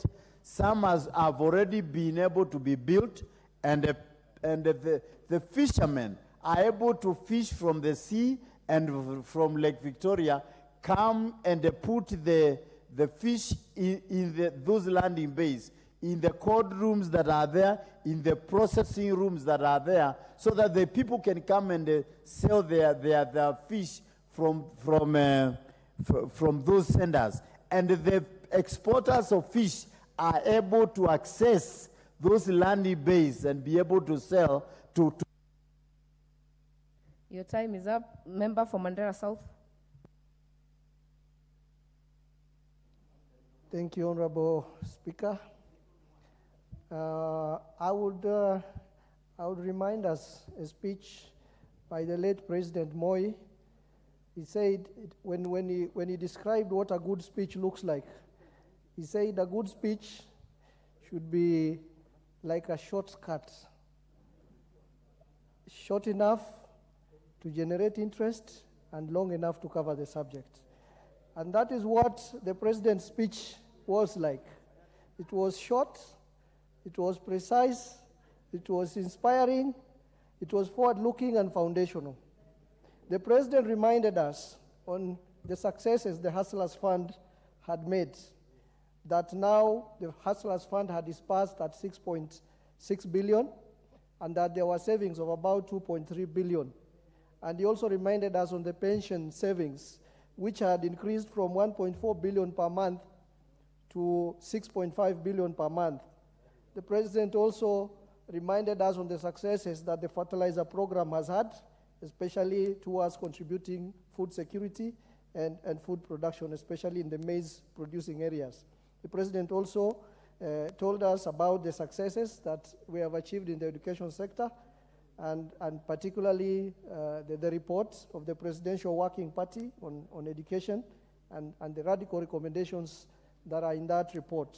The President also reminded us that his regime has employed 56,750 new teachers. That is 56,750 new teachers, and that health is getting revolutionized, where the Afya Nyumbani has employed 20,000 employees, and we have about 100,000 community workers in our counties as community health promoters. The only thing that I think the president left out, and I wish the president had talked about this, while he elucidated about the successes we have had in agriculture and food production, the president forgot to mention the successes we have had in the livestock sector, which supports about a fifth of the population of this country.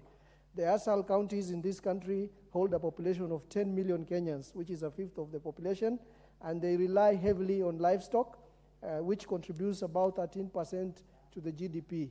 So I wish the president had mentioned that the successes that we have made in the livestock sector, because it has a lot of impact on the life of the pastoralists, especially those ones in the northwestern and northeastern parts of this country.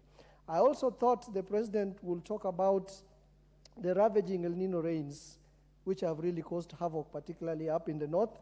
As of Monday, we have been told that there are 46 deaths related to the floods caused by El Nino rains, but the president did not talk about the El Nino rains, and I wish he had addressed the El Nino rains to make his speech even more sweeter and more inspiring. Finally, Madam Speaker, I would say that while the Hustler Fund has made all these successes, where there are 36.6 billion which has been disbursed, and a savings of 2.3 billion have been made so far, the Hustlers Fund has locked out a huge population of this country that profess Islam as religion and that do not want to take loans on Hustler funds because of the interest that it attracts. And I wish going forward we will discuss Hustler funds and how it can accommodate all Kenyans, because when we are talking of financial inclusion, it should be financial inclusion for everybody. It's not financial inclusion for a section of people, but those ones who are also restricted because of cultural and religious factors, they should be taken care of. Thank you, Madam Speaker. Thank you. Member for Moiben.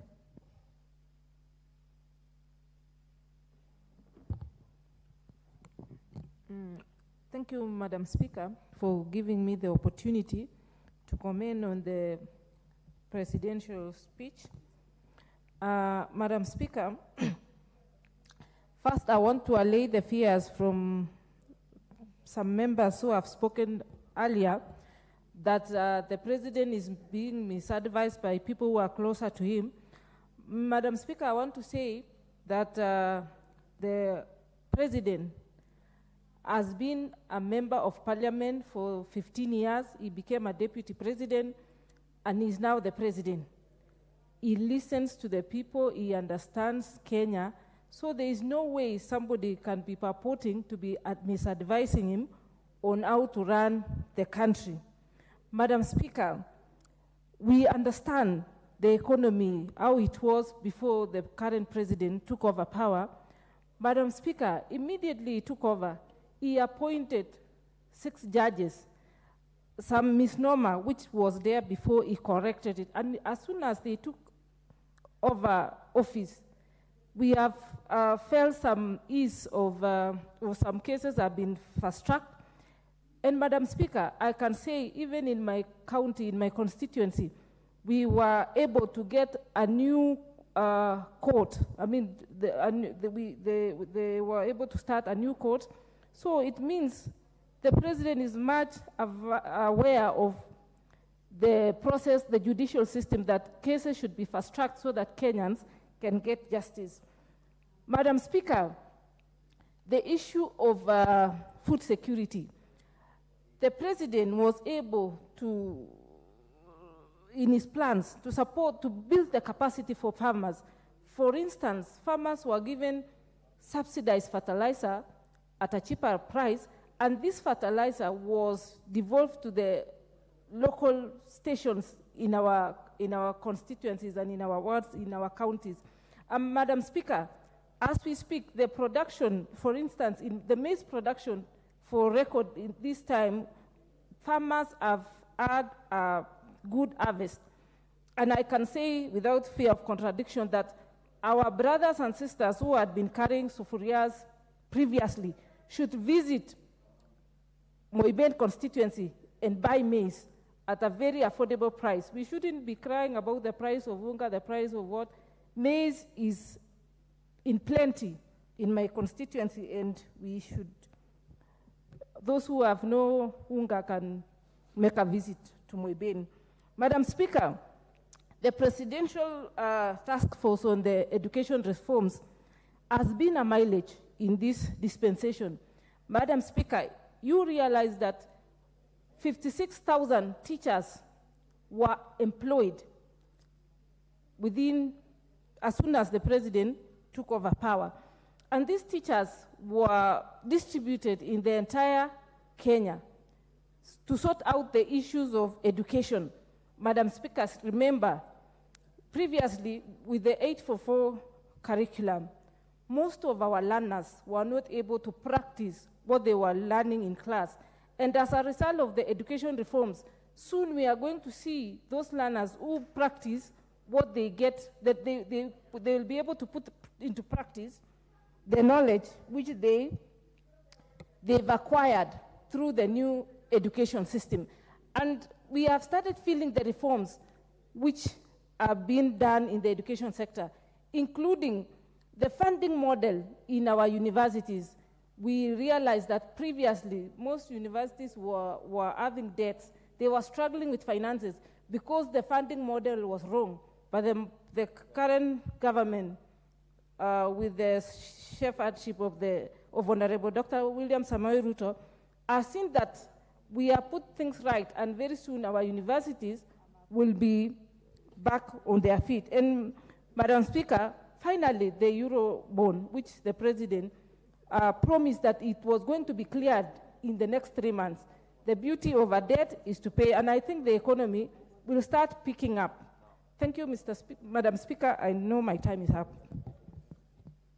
Thank you. Next chance to the member for Kaiti, Honorable Joshua Kimilu.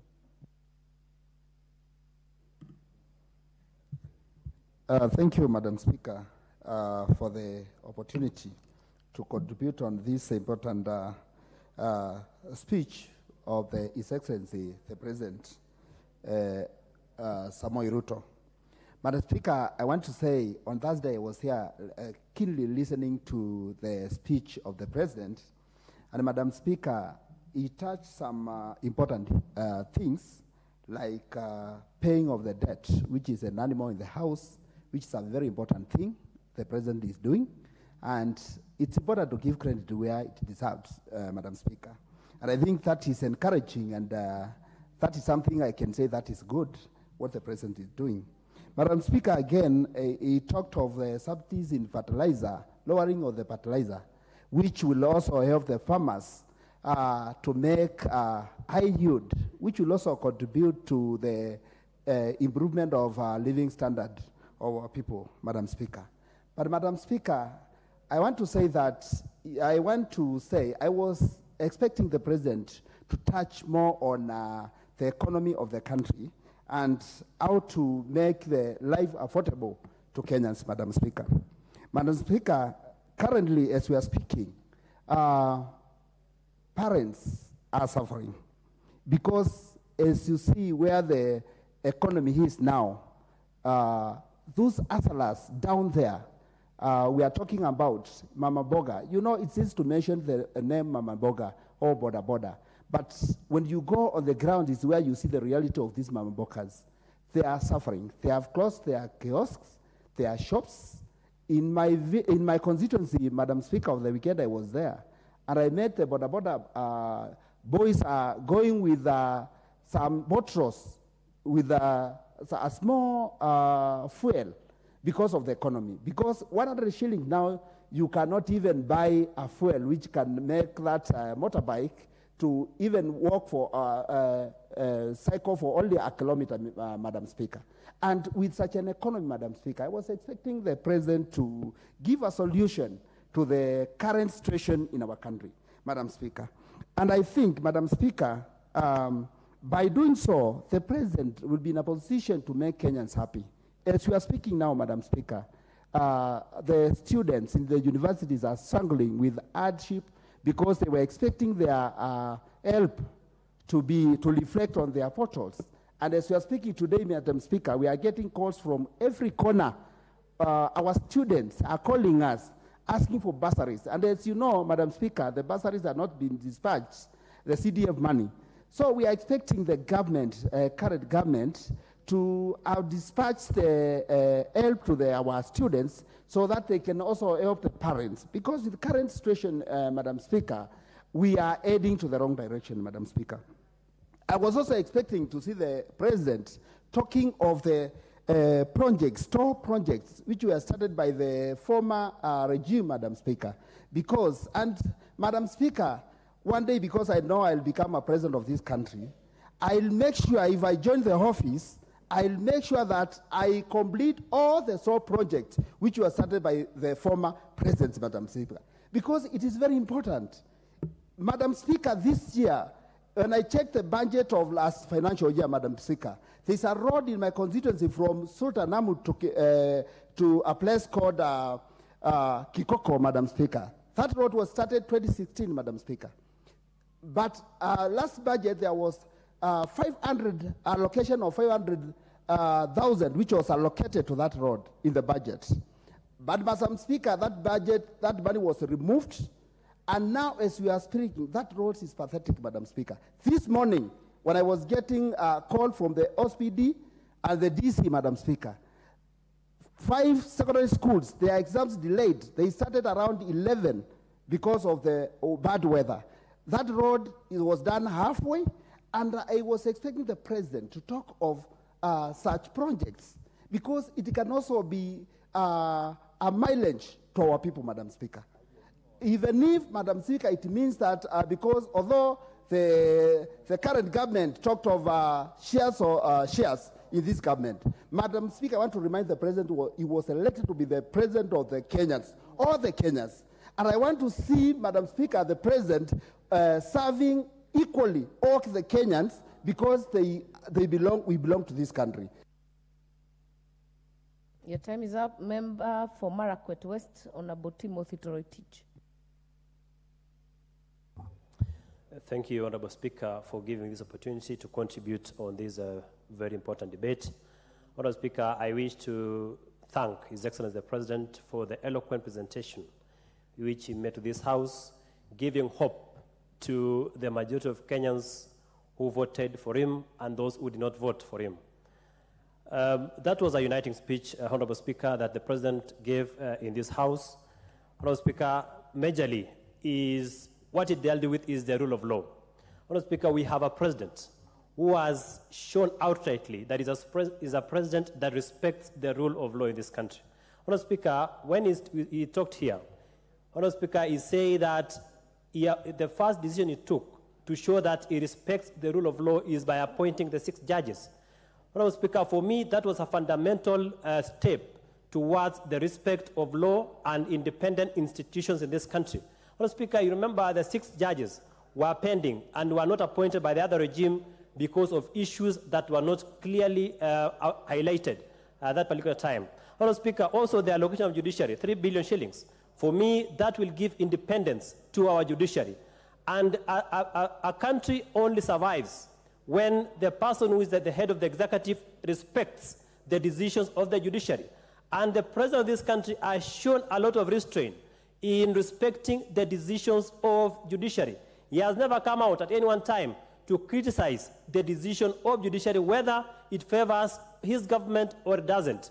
Number 2, Honorable Speaker, the issue of security or insecurity.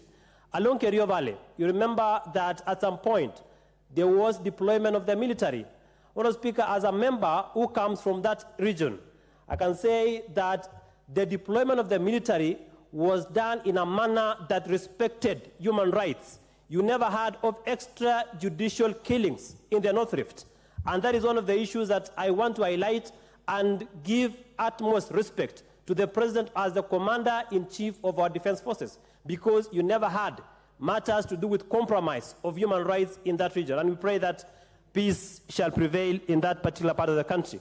Honorable Speaker, on the issue of agriculture, the President made it very clear that he moved away from consumption subsidy to production subsidy, meaning that the issue of subsidizing fertilizer has assisted in agricultural prosperity in this country, because this year the yield, the maize yield, will move from 44 million bags of maize to a projected yield of almost 70 million bags of maize. So that means that the production subsidy in fertilizer has improved food production in this country and will ultimately lead to a drop of prices in the commodity of food commodity.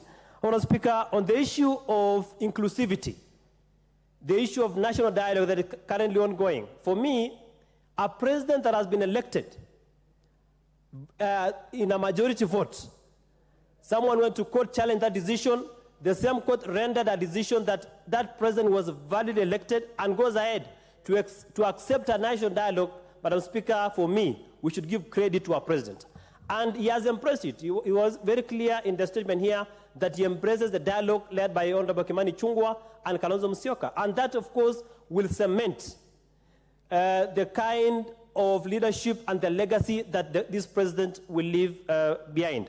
Honorable Speaker, in terms of education, the task force, the reform task force, the presidential working task force that was formed by the president, for me, it is a progressive step in terms of the new curriculum of education. Honorable Speaker, the president was very clear and candid that since he came to power, 56,750 teachers have been employed in this country, something that was unprecedented. For me, it is one of the ways that this president and the government has created employment, and it is something that I lauded in his speech. Consequently, 8,200 teachers were retrained for the purposes of JSS. For me, it is an achievement that it is something that the president is taking for the president and this government, because most of the teachers were trained. Also, the teachers training college, the enrollment of TTC has increased by 300%, according to the speech of the president, to almost 20,000 trainees who are recruited to join teachers training college in this year. So, Lord Speaker, your time is up. Majority Whip. Thank you, Honourable Speaker. Honourable Speaker, I also want to contribute to this very important motion or discussion about the President's speech. And Honourable Speaker, I listened keenly from the point the President started addressing to the last. And I was taking notes, which are with me here. And I noticed a bit of some confusion with Honorable Renee Mayaka when the President was reading. She was asking the colleague seated next that why is he not reading today? Because she did not see the President looking down, of course. But I want to tell her that, of course, the President has everything about this country in the head, so he wasn't reading. You are right. He wasn't reading at that point. But, Honorable Speaker, there are so many things that we promised people when we were campaigning. We told people about the housing. That is one of the agendas. We told people about food security. We told people about markets, and we also told the hustlers that we'll be having hustler funds. Honorable Speaker, what the President did is to give an highlight of what he's been able to do in the past 1 year and the preparations that he set to achieve the other promises that he made while campaigning. He talked about the food security, and when he talked on food security, Honorable Speaker, he said that we need to encourage people to move, or rather to push on production, food production, rather than giving people food or aid.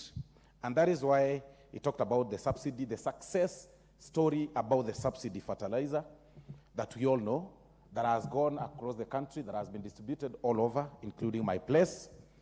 He gave us a report. He talked about the reduction of that pricing, which was about 7,000 in the previous regime, and has reduced to 2,500 shillings. That shows clearly that in another 2 months or so, then the yield will be so high, and it will have given us the food security that we so need. That is a success story. He talked about 2 or 3 stories that were given by people who have enjoyed the success story of the Hustler Fund. Talked about a gentleman from Mombasa and a gentleman from Kisii that he made calls to, and different places in this country. Honorable Speaker, that is a promise that has been fulfilled. It is what we promised people, and it's what he promised people during the campaigns. We have seen it working. He also talked about the units, the housing units. It's a promise that we made. We are doing 46,000 units as a coalition in the Kenya Kwanza. He gave a record on that. He gave a status on where they are, how far we have reached in terms of those houses, and examples of the units that are almost done. In fact, that very morning before he came to give us the address, he was in Ruiru for such, with practicality. He displayed the practicality of the housing units that are being done. And that is exactly what we are discussing here, Honorable Speaker. That what we promised is not only many of the things that we promised people as when we were campaigning as the coalition, we've achieved close to about 50% of them. And that is the record he was showing, that the other percentage will be achieved in the subsequent years. He also talked about the hiring of teachers, that it is in this regime that we've hired more than 50,000 teachers. Actually, to be specific, 56,000 teachers. At a go. It has never happened. At a go. We all live in this country, and we saw that. We've been seeing that happening. That is a success story. The issues to do with the public sugar mills, the issues of trying to help them recover their debts, or rather mitigate their debts so that they can be able to come back to normalcy and continue with business. He talked about that. It is a success story. So, Honorable Speaker, there are so many things that will very positive things, including also the judiciary, the independence of the judiciary, that we've now empowered the judiciary with more funding so that they can be able to make decisions without really depending on on the executive entirely. So, Honorable Speaker, I think I have not had a very good presidential speech before, and I think this was the best so far, because we are used to speeches that really are just stories, but this one, Honorable Speaker, was... Honorable Irene Mayaka, you'll get the next chance. Maybe you'll confirm what the Chief Whip said. Thank you very much, Honorable Speaker. Honorable Speaker, Honorable Osoro knows very well that I am an IT whiz kid. So there's no way I don't know what was going on that day. And Honorable Speaker, I just want to give my remarks in terms of a scorecard. A scorecard of 90 to 10, where 10% means what went well and 90% what did not go well with the President's speech. Number one, and I think the Honorable Osoro preempted what I was about to say, is that there was a trending video of my CII chair, the Honorable John Kiari, talking about how well the President was conversant with the teleprompter. And I just want to say, I will give him 5 marks for that, because by using the teleprompter and not using papers to speak, the President actually saved half a tree. So 5 marks to that. Honorable Speaker, the President spoke about the bottom-up agenda. And the other 5 marks I want to allocate to that, because it is true, Honorable Speaker. Our taxes have moved from bottom to up. The Kenya shilling has moved from bottom to up. Cost of living has moved from bottom to up. So the President is very right that he is focused on his bottom-up agenda. And that I give 5 marks. Honorable Speaker, for my 90% of what did not go well in that speech. Number one, I was expecting to hear a lot about the macroeconomic issues we are having in this country right now. Our inflation is at a bad rate. The central bank-based lending rate is doing extremely badly. And I really, really wanted the President to give us a clear picture of that, because numbers never lie. Honorable Speaker, on the cost of living, and this is a cause of worry for all of us, including those of us who want to vie in 2027, because you're going to have extremely tough conversations with Kenyans, expressing and explaining how you think cost of living is doing well. Honorable Speaker, the other day I was at an eatery, and I went to the washrooms, and there were some young ladies there who were seated, and if I may quote what they were saying, unajua hii serikali tunaogopa kwa sababu hata sisi wale tunaosha choo wanaweza kuja waanze kututax. That is the kind of conversation that is going on out there. Kenyans are worried. Things are not looking good. Things are bad. And we need to stop painting this rosy picture of giving people hope like this is a Mexican soap. It is not a Mexican soap. Things are bad in this country. Honorable Speaker, the other day we were even being told that now a young person who has just turned 18, instead of spending 200 shillings, they will spend 1,000 shillings to get an ID. I just want to tell the honorable members that come 2027, because now they are saying IDs will cost 2,000, the people who are going to vote for you, they will all say their IDs are lost, so that you give them 2,000 shillings to get new IDs. You're not seeing the arm of what this is going to do to us. Honorable Speaker, in terms of the tangible results that were shared here, and the state of the economy, this economy of ours, Honorable Speaker, and I just want to refer back to the 3rd paragraph of the President's presidential State of the Nation address, where he said that he undertook to ensure, immediately after his being sworn in, he undertook to ensure urgent transformation of our economy. But Honorable Speaker, the state of the economy in this country, it is actually falling faster than my mammary glands. That is how bad things are in this country. And we just need to put things into perspective. We need to tell Kenyans the truth. And I just want to say, we cannot be having a speech of 1 hour and 6 minutes, just giving us hope and not telling us the true state of our country. Honorable Speaker, we live in a country where right now, our international airport is leaking water. And I saw a Twitter fight between the Honorable Senator Cherangay and the CS Murkomen. It has become a state where the children of Kenya Kwanza government are eating each other, literally. Why are you going to social media to tell us about the bad issues What's that are out going of order, on? Honorable Soro? Honorable Speaker, is it really in order for Honorable Irene Mayaka to mention people who are not in this house, you know, and they can't really defend themselves, and also to lie to the public that without really without substituting the fact that the JKIA is leaking? I mean, really, which part is leaking? The JKIA is so massive, it's so big. I mean, she's confusing her House Honorable Speaker with the JKIA. I really... Honorable Soro, I will leave that to be a point of debate. And what I would guide you, Honorable Mayaka, is not to mention a senator, because it's against the standing orders without a motion. But the rest of the issues raised by Honorable Soro are snippets of debate. Thank you, Honorable Speaker. Honorable Speaker will withdraw mentioning specific names, but I just want to lay the facts as it is. Honorable Osoro, the international departure of our country. The other day there was a video trending of where it was leaking, where passengers are actually putting their luggage to be measured. And I just want to tell you, Honorable Osoro, that my house has no issues. It's just that I cannot invite you there. But I just want to tell you, my house is not leaking. What is leaking is the government of Kenya. It is leaking because there are issues, and you need to start addressing the issues and not look at personalities. And Honorable Speaker, as I finish, so that I can donate the rest of the time, I just want to say this, that 10 years ago, we had a very high intake of treasury bonds and treasury bills in this country. Right now, we don't even have Kenyans investing in that space. And we need to be very concerned as a country, because that is one of the avenues of the government being able to actually raise funds, and they cannot do it even from local investors. And even worse, Honorable Speaker, is that the central bank has gone to the extent of allowing the commercial banks to be able to have the depository accounts so as to encourage more Kenyans to trade in this space, but it's not happening. So things are bad, Honorable Speaker.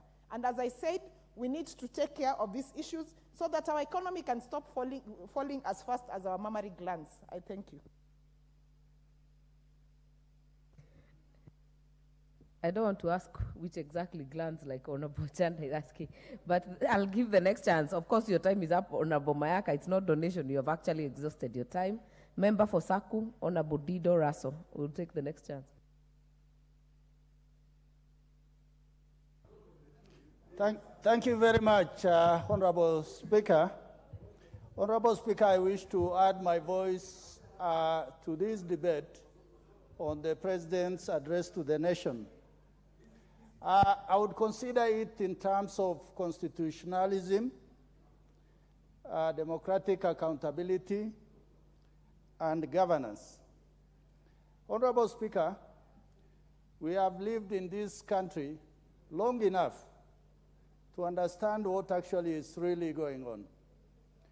This is the first president who is telling Kenyans that this is what I am doing, and this is a clear glass.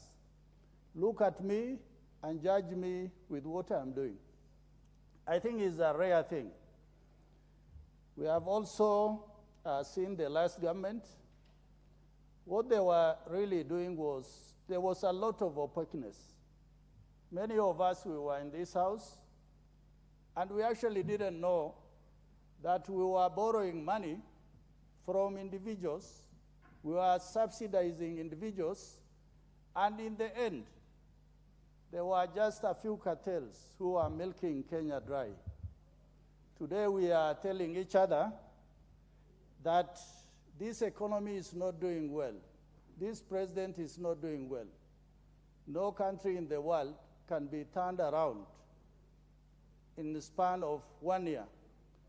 But this president has given us some of the very important things he has done. It is Bill Clinton who said, economy is stupid. This president said, bottom-up economic agenda, where he is saying, let us reduce external debt. Let us reduce internal borrowing so that we do not crowd out the private sector and individuals who wish to bank into the economy. Honorable Speaker, one of the problems in this country has been wasteful borrowing, where we are borrowing from the Chinese, the multilateral donors, IMF, World Bank. And in the end, Kenyans are told, pay through your nose. Our honorable colleagues from the other side are really crying that the economy is not doing well, and our people are bad-mouthing the Kenya Kwanza government. I think from what the president told us a few days ago, he's basically saying, trust me, work with me, I want to fix the economy. And in Kenya, if we don't fix the economy, I think all the other sectors will just be phantom. We're just trying to believe in what is referred to as hot air. Honorable Speaker, the issue of subsidies,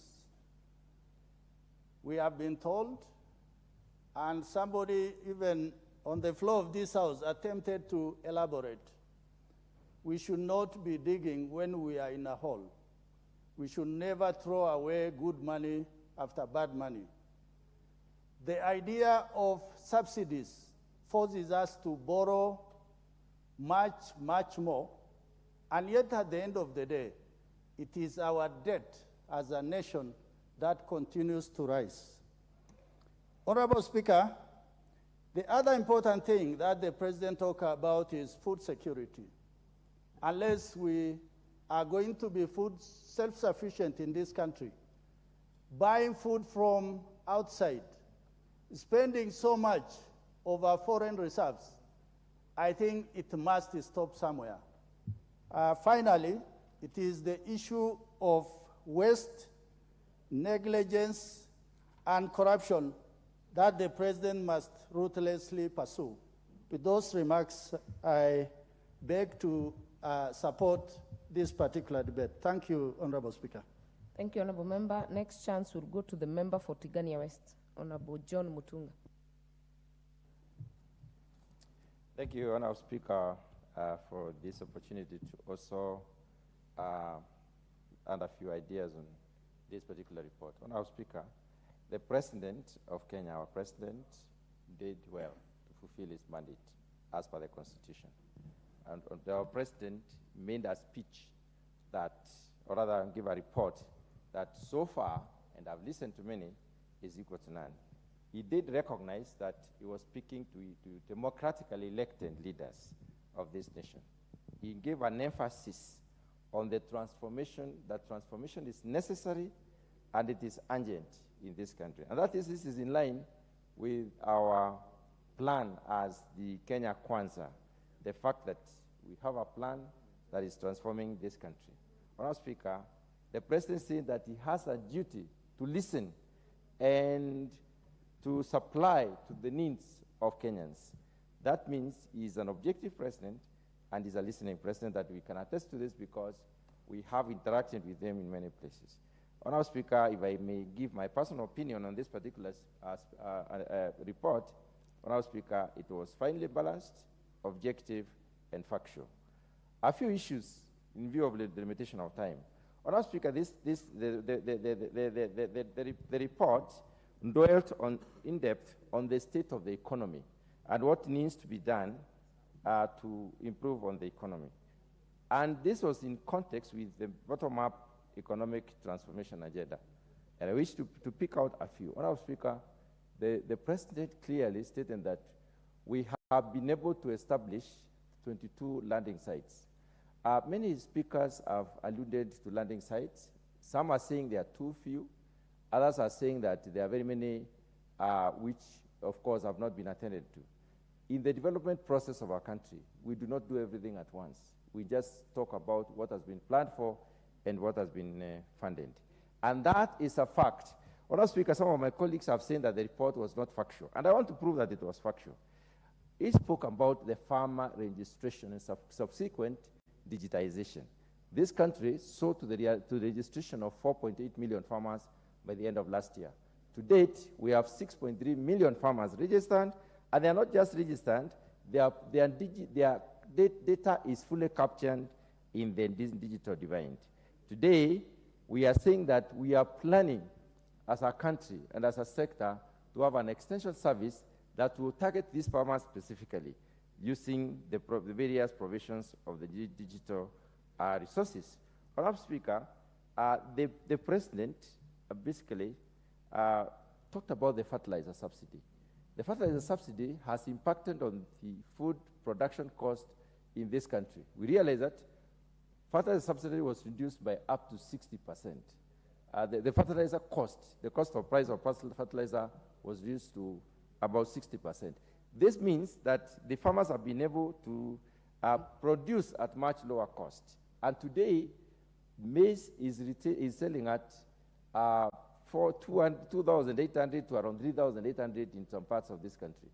That means, therefore, the cost has come down. But I want to borrow to seek some ones from the Chairman of Finance. The Chairman of Finance talked about the demand curve and the supply curve. And if these issues are not attended to, if the cost, the cost reduction is not transferred to the farmers, to the consumers, then the effort the government is putting in bringing down the cost of production will not have the correct impact. Honourable Speaker, the President talked about post-harvest losses intervention. This intervention has led to importation of 100 dryers. The dryers are supposed to bring the moisture content of the grains to around 13%, especially the maize, so that maize does not continue growing. Remember, it's a biological product and it continues growing. And as it continues growing under storage, then you realize that we basically lose it. Honourable Speaker, this intervention has already been factored in the budget, and we have 2.34 billion shillings that is targeted at buying these dryers. The President talked about the interventions in the coffee stabilization support of about 4 billion. He also talked about the waiver of the debt from 5 sugar companies, Moroni, we are talking about soya and so on, of around 117 billion. And then the subsequent also support, which is already in the supplementary budget, of 1.7 billion shillings. Your time is up. Honorable members, remember it's 5 minutes for every member. So plan your contribution. Member for Kinangop, Honorable Thuku Kwenya.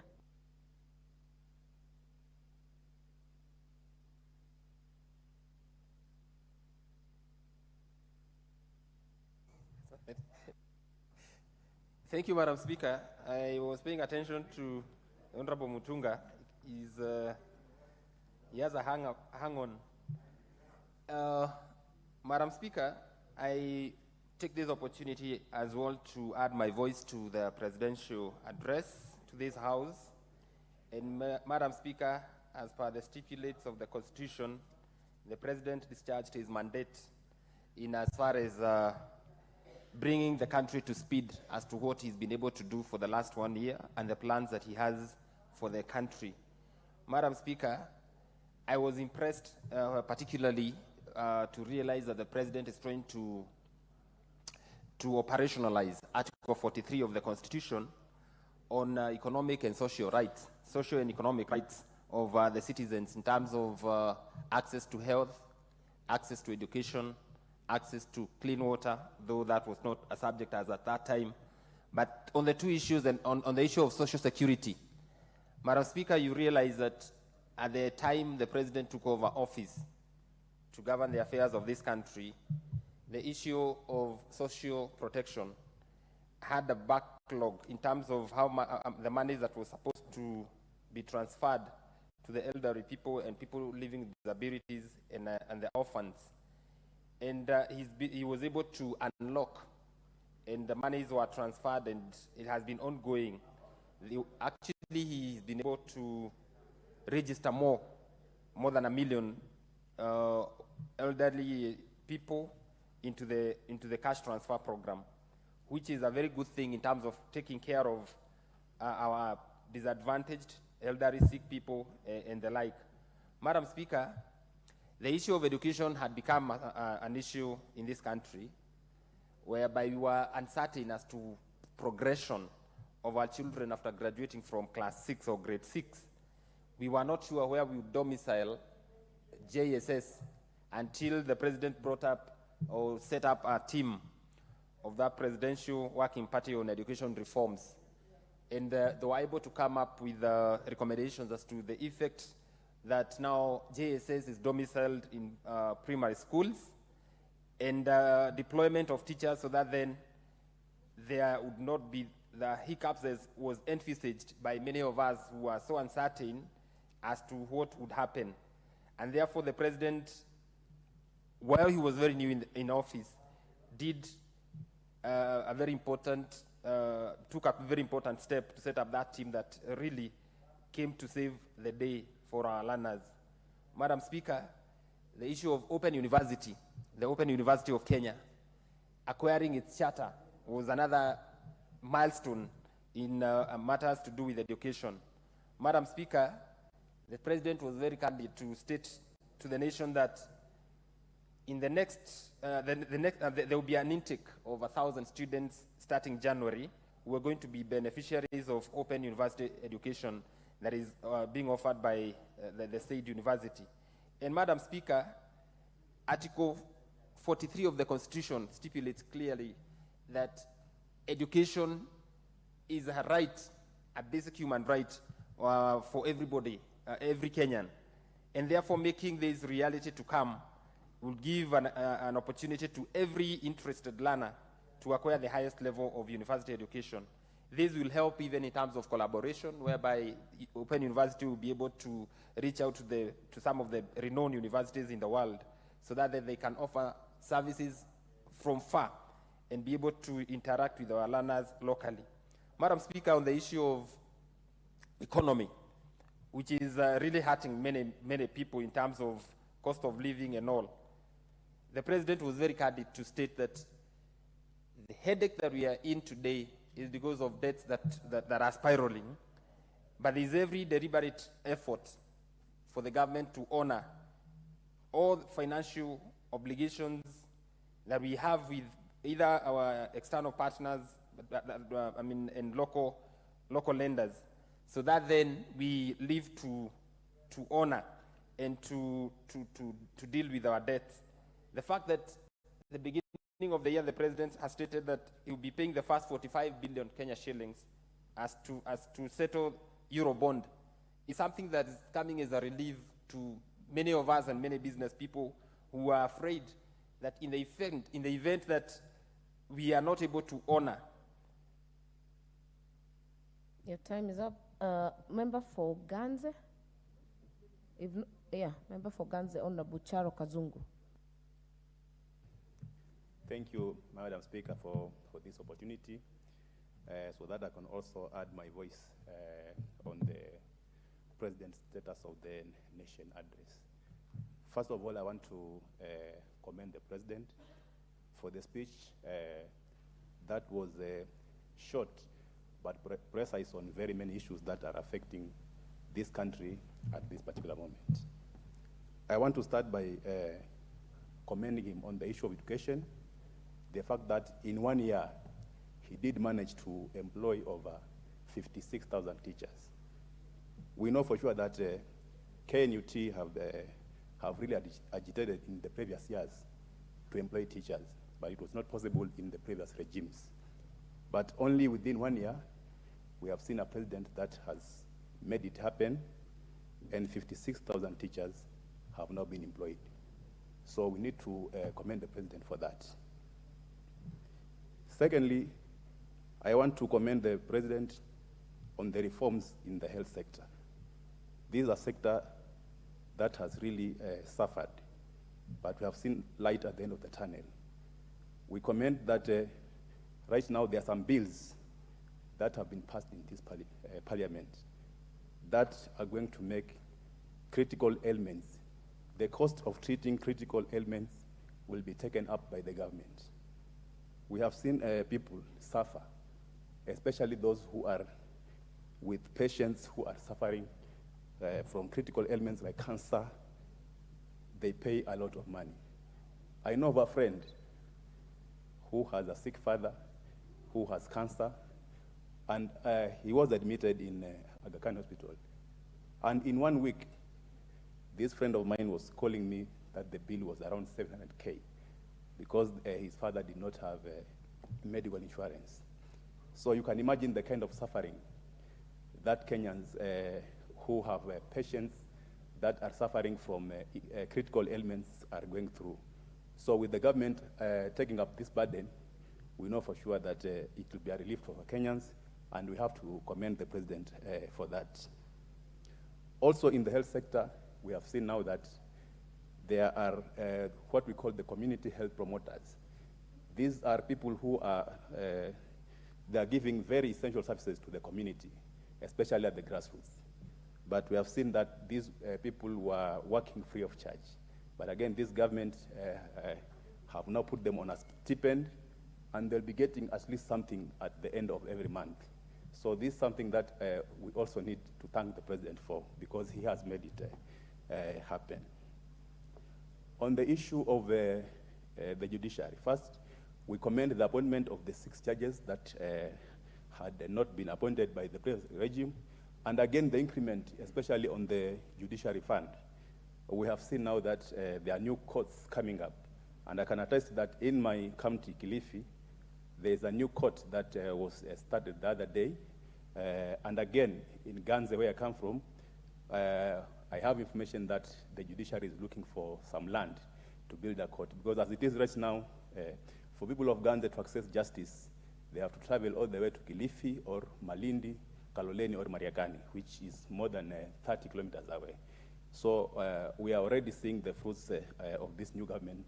Now that they did increase the judiciary fund, already new courts are coming up, and it will make it easy for people to access justice.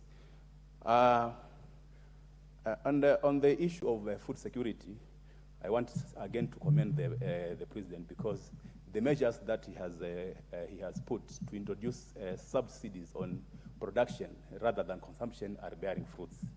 I was doing a sampling survey when I was last in my constituency last Sunday 6th, and the cost of unga has actually gone down, because in every shop that I went, it's between 140 and 145, down from 200.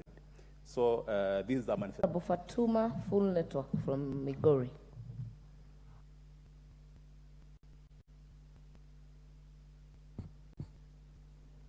Thank you, Madam Speaker, for this opportunity.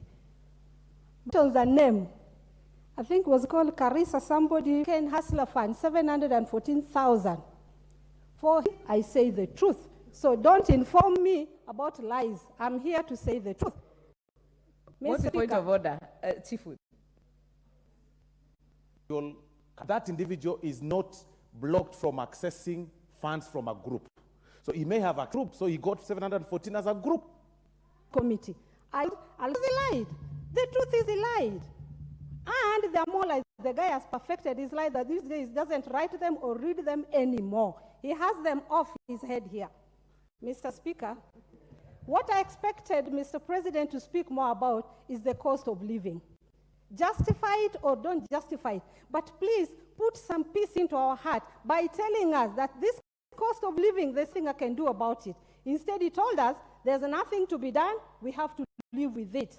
There are people dying because of hunger.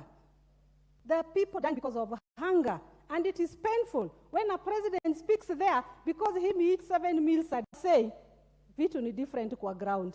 I tell you, these members who are speaking here cannot go home and say those things they've said here. They know vitu ni different kwa ground. It is a painful incident when you go back home and see how wananchi are suffering.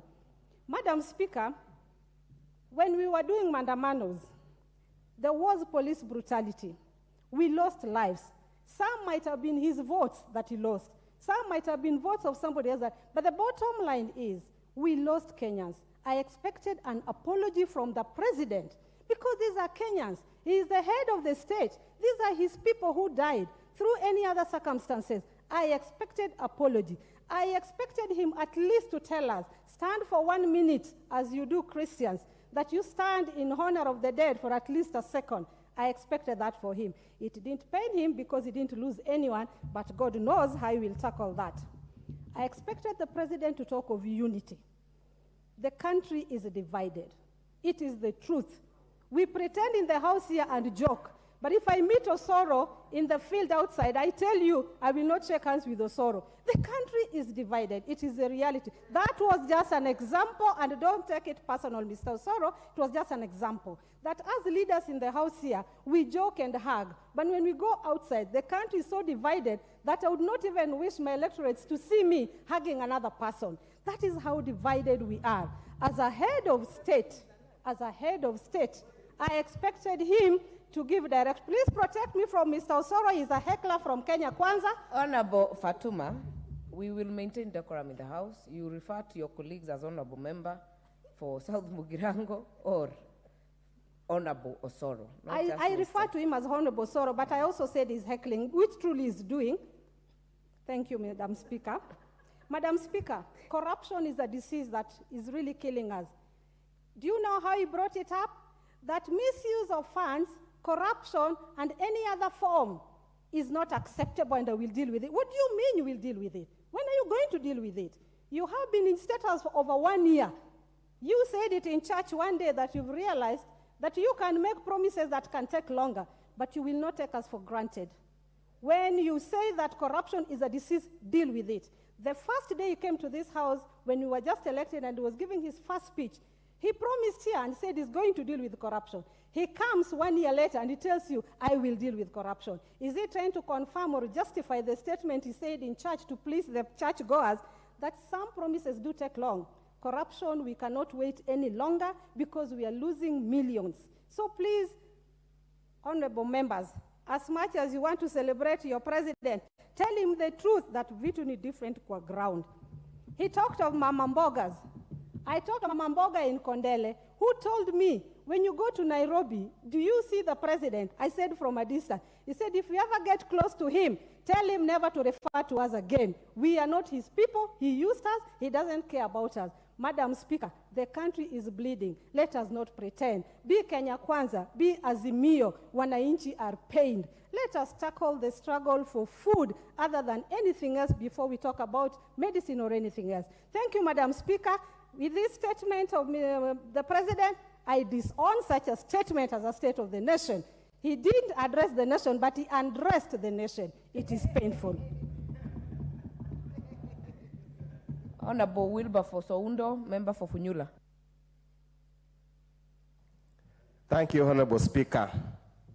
As required by the standing order and the Constitution and the standing order, the President came and made his speech, State of the Nation address.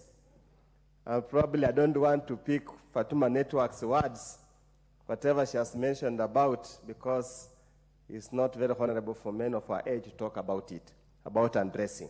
Honorable Speaker, I will focus on 3 areas. And before I focus on those 3,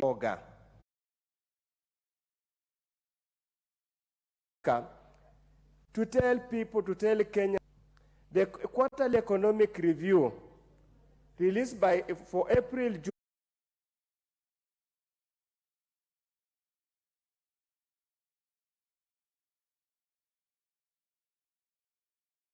incidental expenses.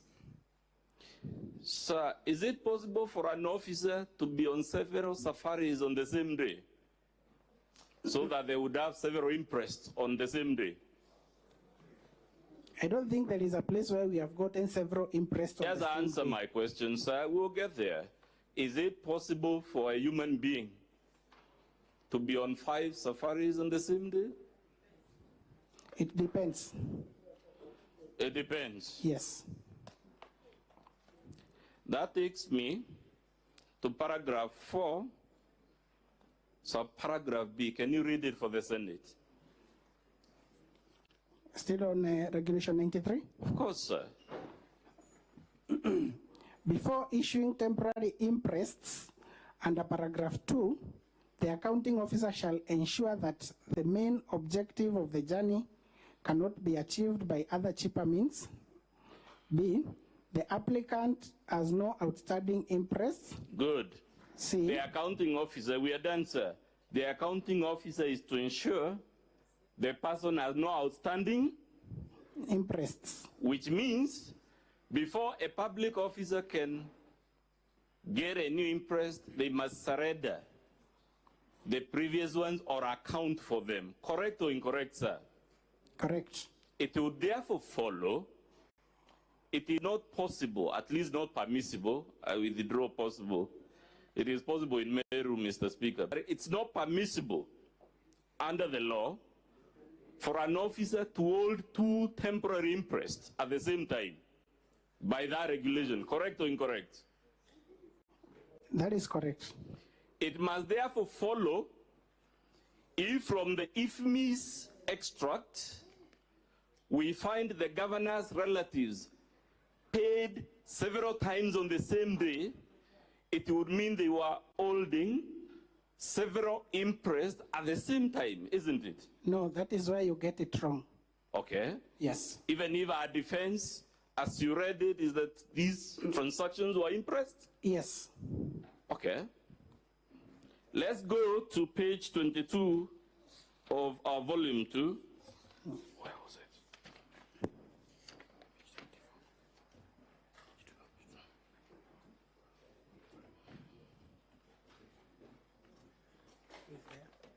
Documents, it is rubbish.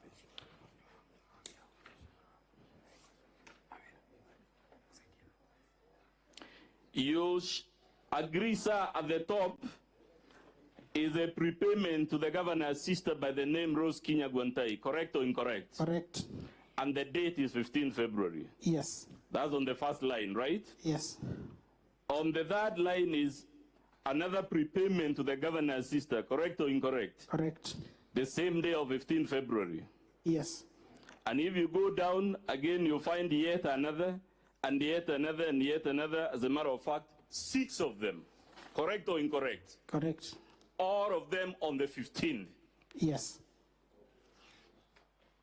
Now that you read for us a rule that says an officer must surrender the previous imprest before they can get a new one, isn't this indicative of an officer who was holding 6 imprests when the law permits only 1 at a time? No, it is not indicative. It is indicative that this is the day that these payments were made, because ordinarily the county government does not always hold money. When the money is released to the county government, all the imprest that had been incurred, or all the travels, accommodation, or anything that had been done when there was no money. They are actually surrendered on that day when there is funds, and they are paid on the same day. I put it to you, sir, that that is not correct. I put it to you that that is correct. Fair enough. Thank you.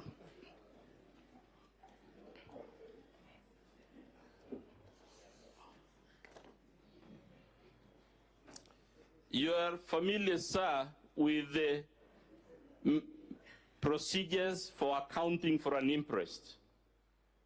Are you familiar with those procedures? Which ones? For surrendering an interest and accounting for it? Which ones are you referring me to? I'm asking a general question, sir. Are you familiar with the process of accounting for an interest? Yes, I am. It involves preparing a voucher, isn't it? Yes, the surrender voucher, right? Correct or incorrect? Yes, it does. That surrender voucher must be authenticated by the examiner, correct or incorrect? Must it be authenticated by relevant officers in the finance department, sir? Yes. Should it be accompanied by documents to show that indeed the safari was undertaken? We just read safari in the regulations. Should they be supported by documents showing that indeed the journey for which the interest was issued was undertaken? Not necessarily. There are other documents that can accompany that. For instance, that there is an invitation for a certain safari. If the interest we've read is to meet traveling, accommodation, and incidental expenses, is it your evidence that in accounting for the interest, no documents are to be submitted by way of receipts,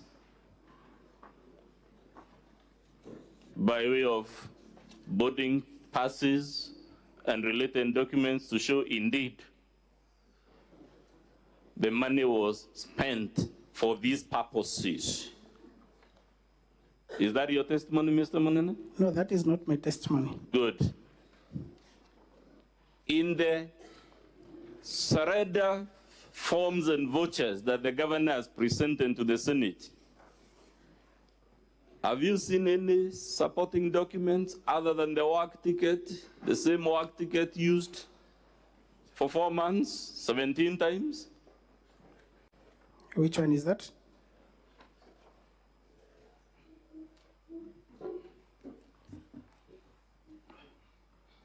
I'll read the number for you because we went through it yesterday.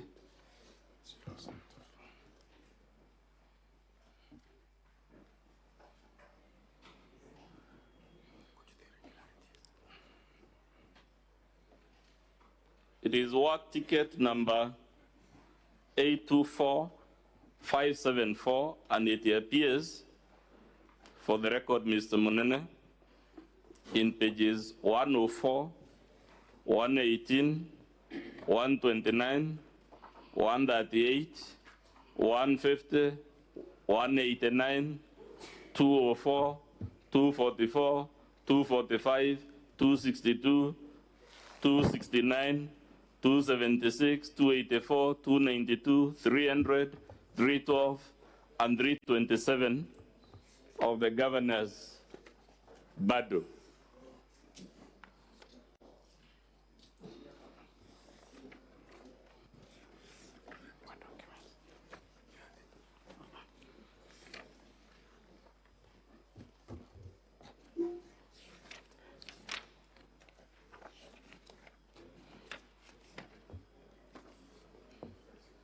So the documents that you're referring to me are different. Have you read their serial numbers, sir? I've read their content. The content is, of course, different because it's a forgery, but is in the serial number the same for all of them? It is not a forgery, it's a photocopy. Any evidence to show it is a photocopy before this Senate? Yes, there is. Can you point it to us?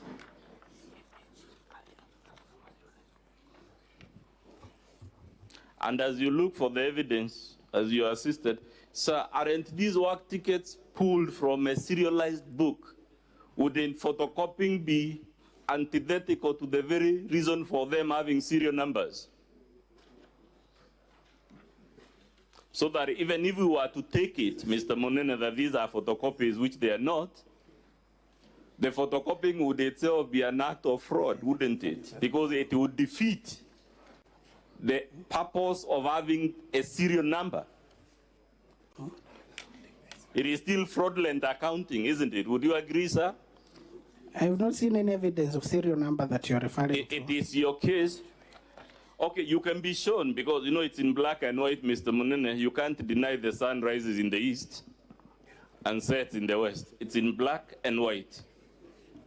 Okay, sit.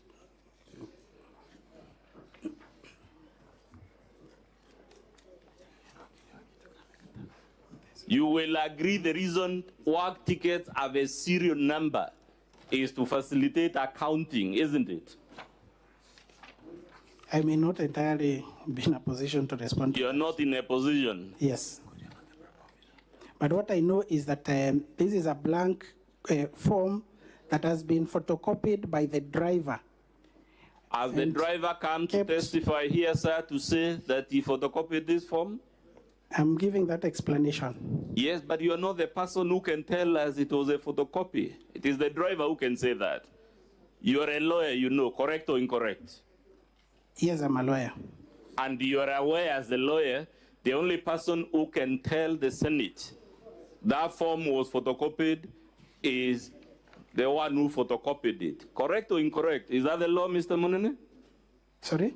Is it the law that you're speaking to hearsay when you say it is a photocopy? Did you witness the photocopying? I know it has been photocopied. Did you witness with your two eyes, Mr. Monene, photocopying? No. Good. So you cannot testify that it's a photocopy. Mr. Speaker, I led my remaining minutes to Mr. Maranya to do the remainder of our cross-examination.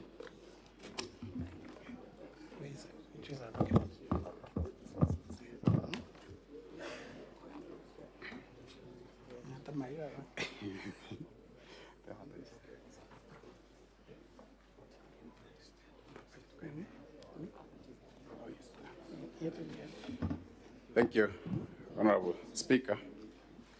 Just before I begin, Honorable Speaker, I must admit that the witness is my classmate. Nevertheless, I'll proceed to do the cross-examination.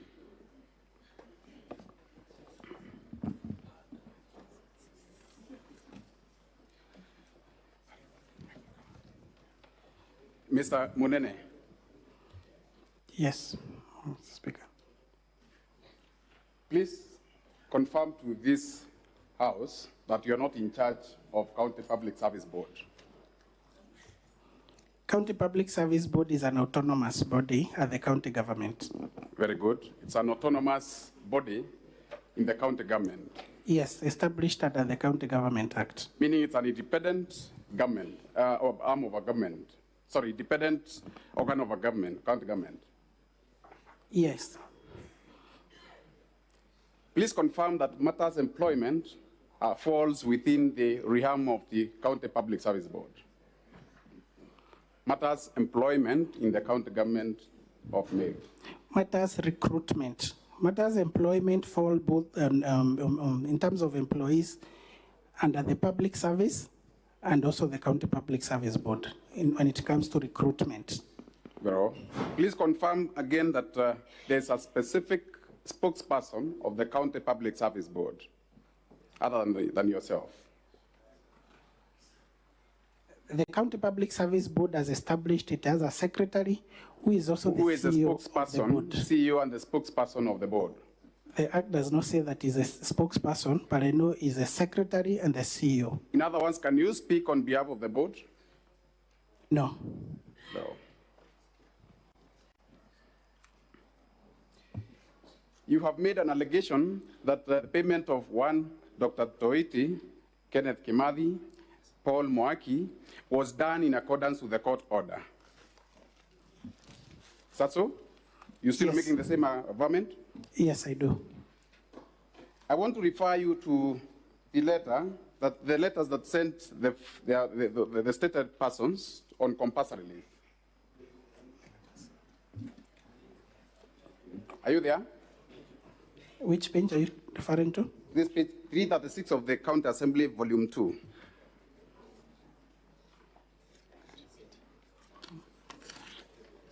Are you there? Kindly mindful of time. Yes, I am. Please read the second sentence, beginning with while on compulsory leave. While on compulsory leave, yes, you will be entitled to your full salary, yes, and other benefits that go with your contract. Very well. Yes. That means this letter is dated when? 6th of September 2022. 6th of September 2022. Written by who? Is it the County Secretary? It is signed by Rufus Meriti. What is the designation of that particular person? Used to be a county secretary and head of public service. While on compulsory leave, you'll be entitled to your full salary and other benefit that goes with your contract. That's all? Please confirm that the court order dated 7th of October 2022 did not order the county government to pay salaries. Please confirm that particular court order. You can refer to it in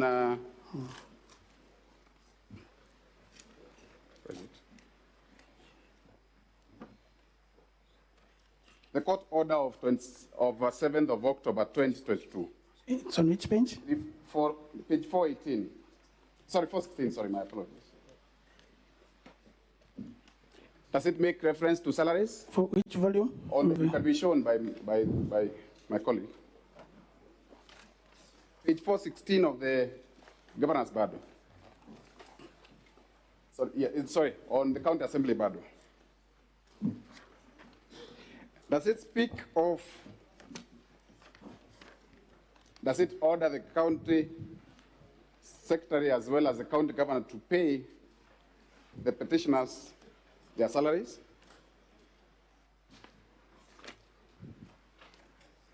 Please, mindful of time.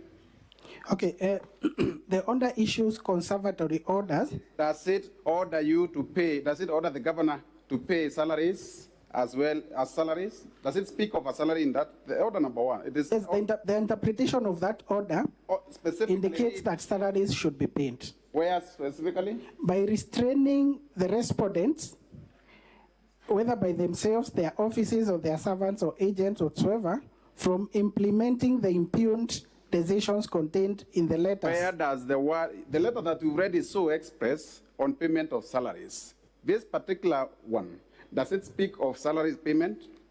This particular order freezes the letter on compulsory leave. Does not talk on salaries. It's a factual. No, a subsequent one talks on salary. No, not this one. We are going to the. Not this one that you're talking about. This one does not order you to pay the salaries. No, but there is a subsequent one in the same matter, which you appear for the petitioners. Do you still want to maintain that your government, that you are ordered by the court to pay salaries? Yes, I still maintain that. In accordance to? In accordance to the court order. Court order dated? Let me take you there. Court order dated?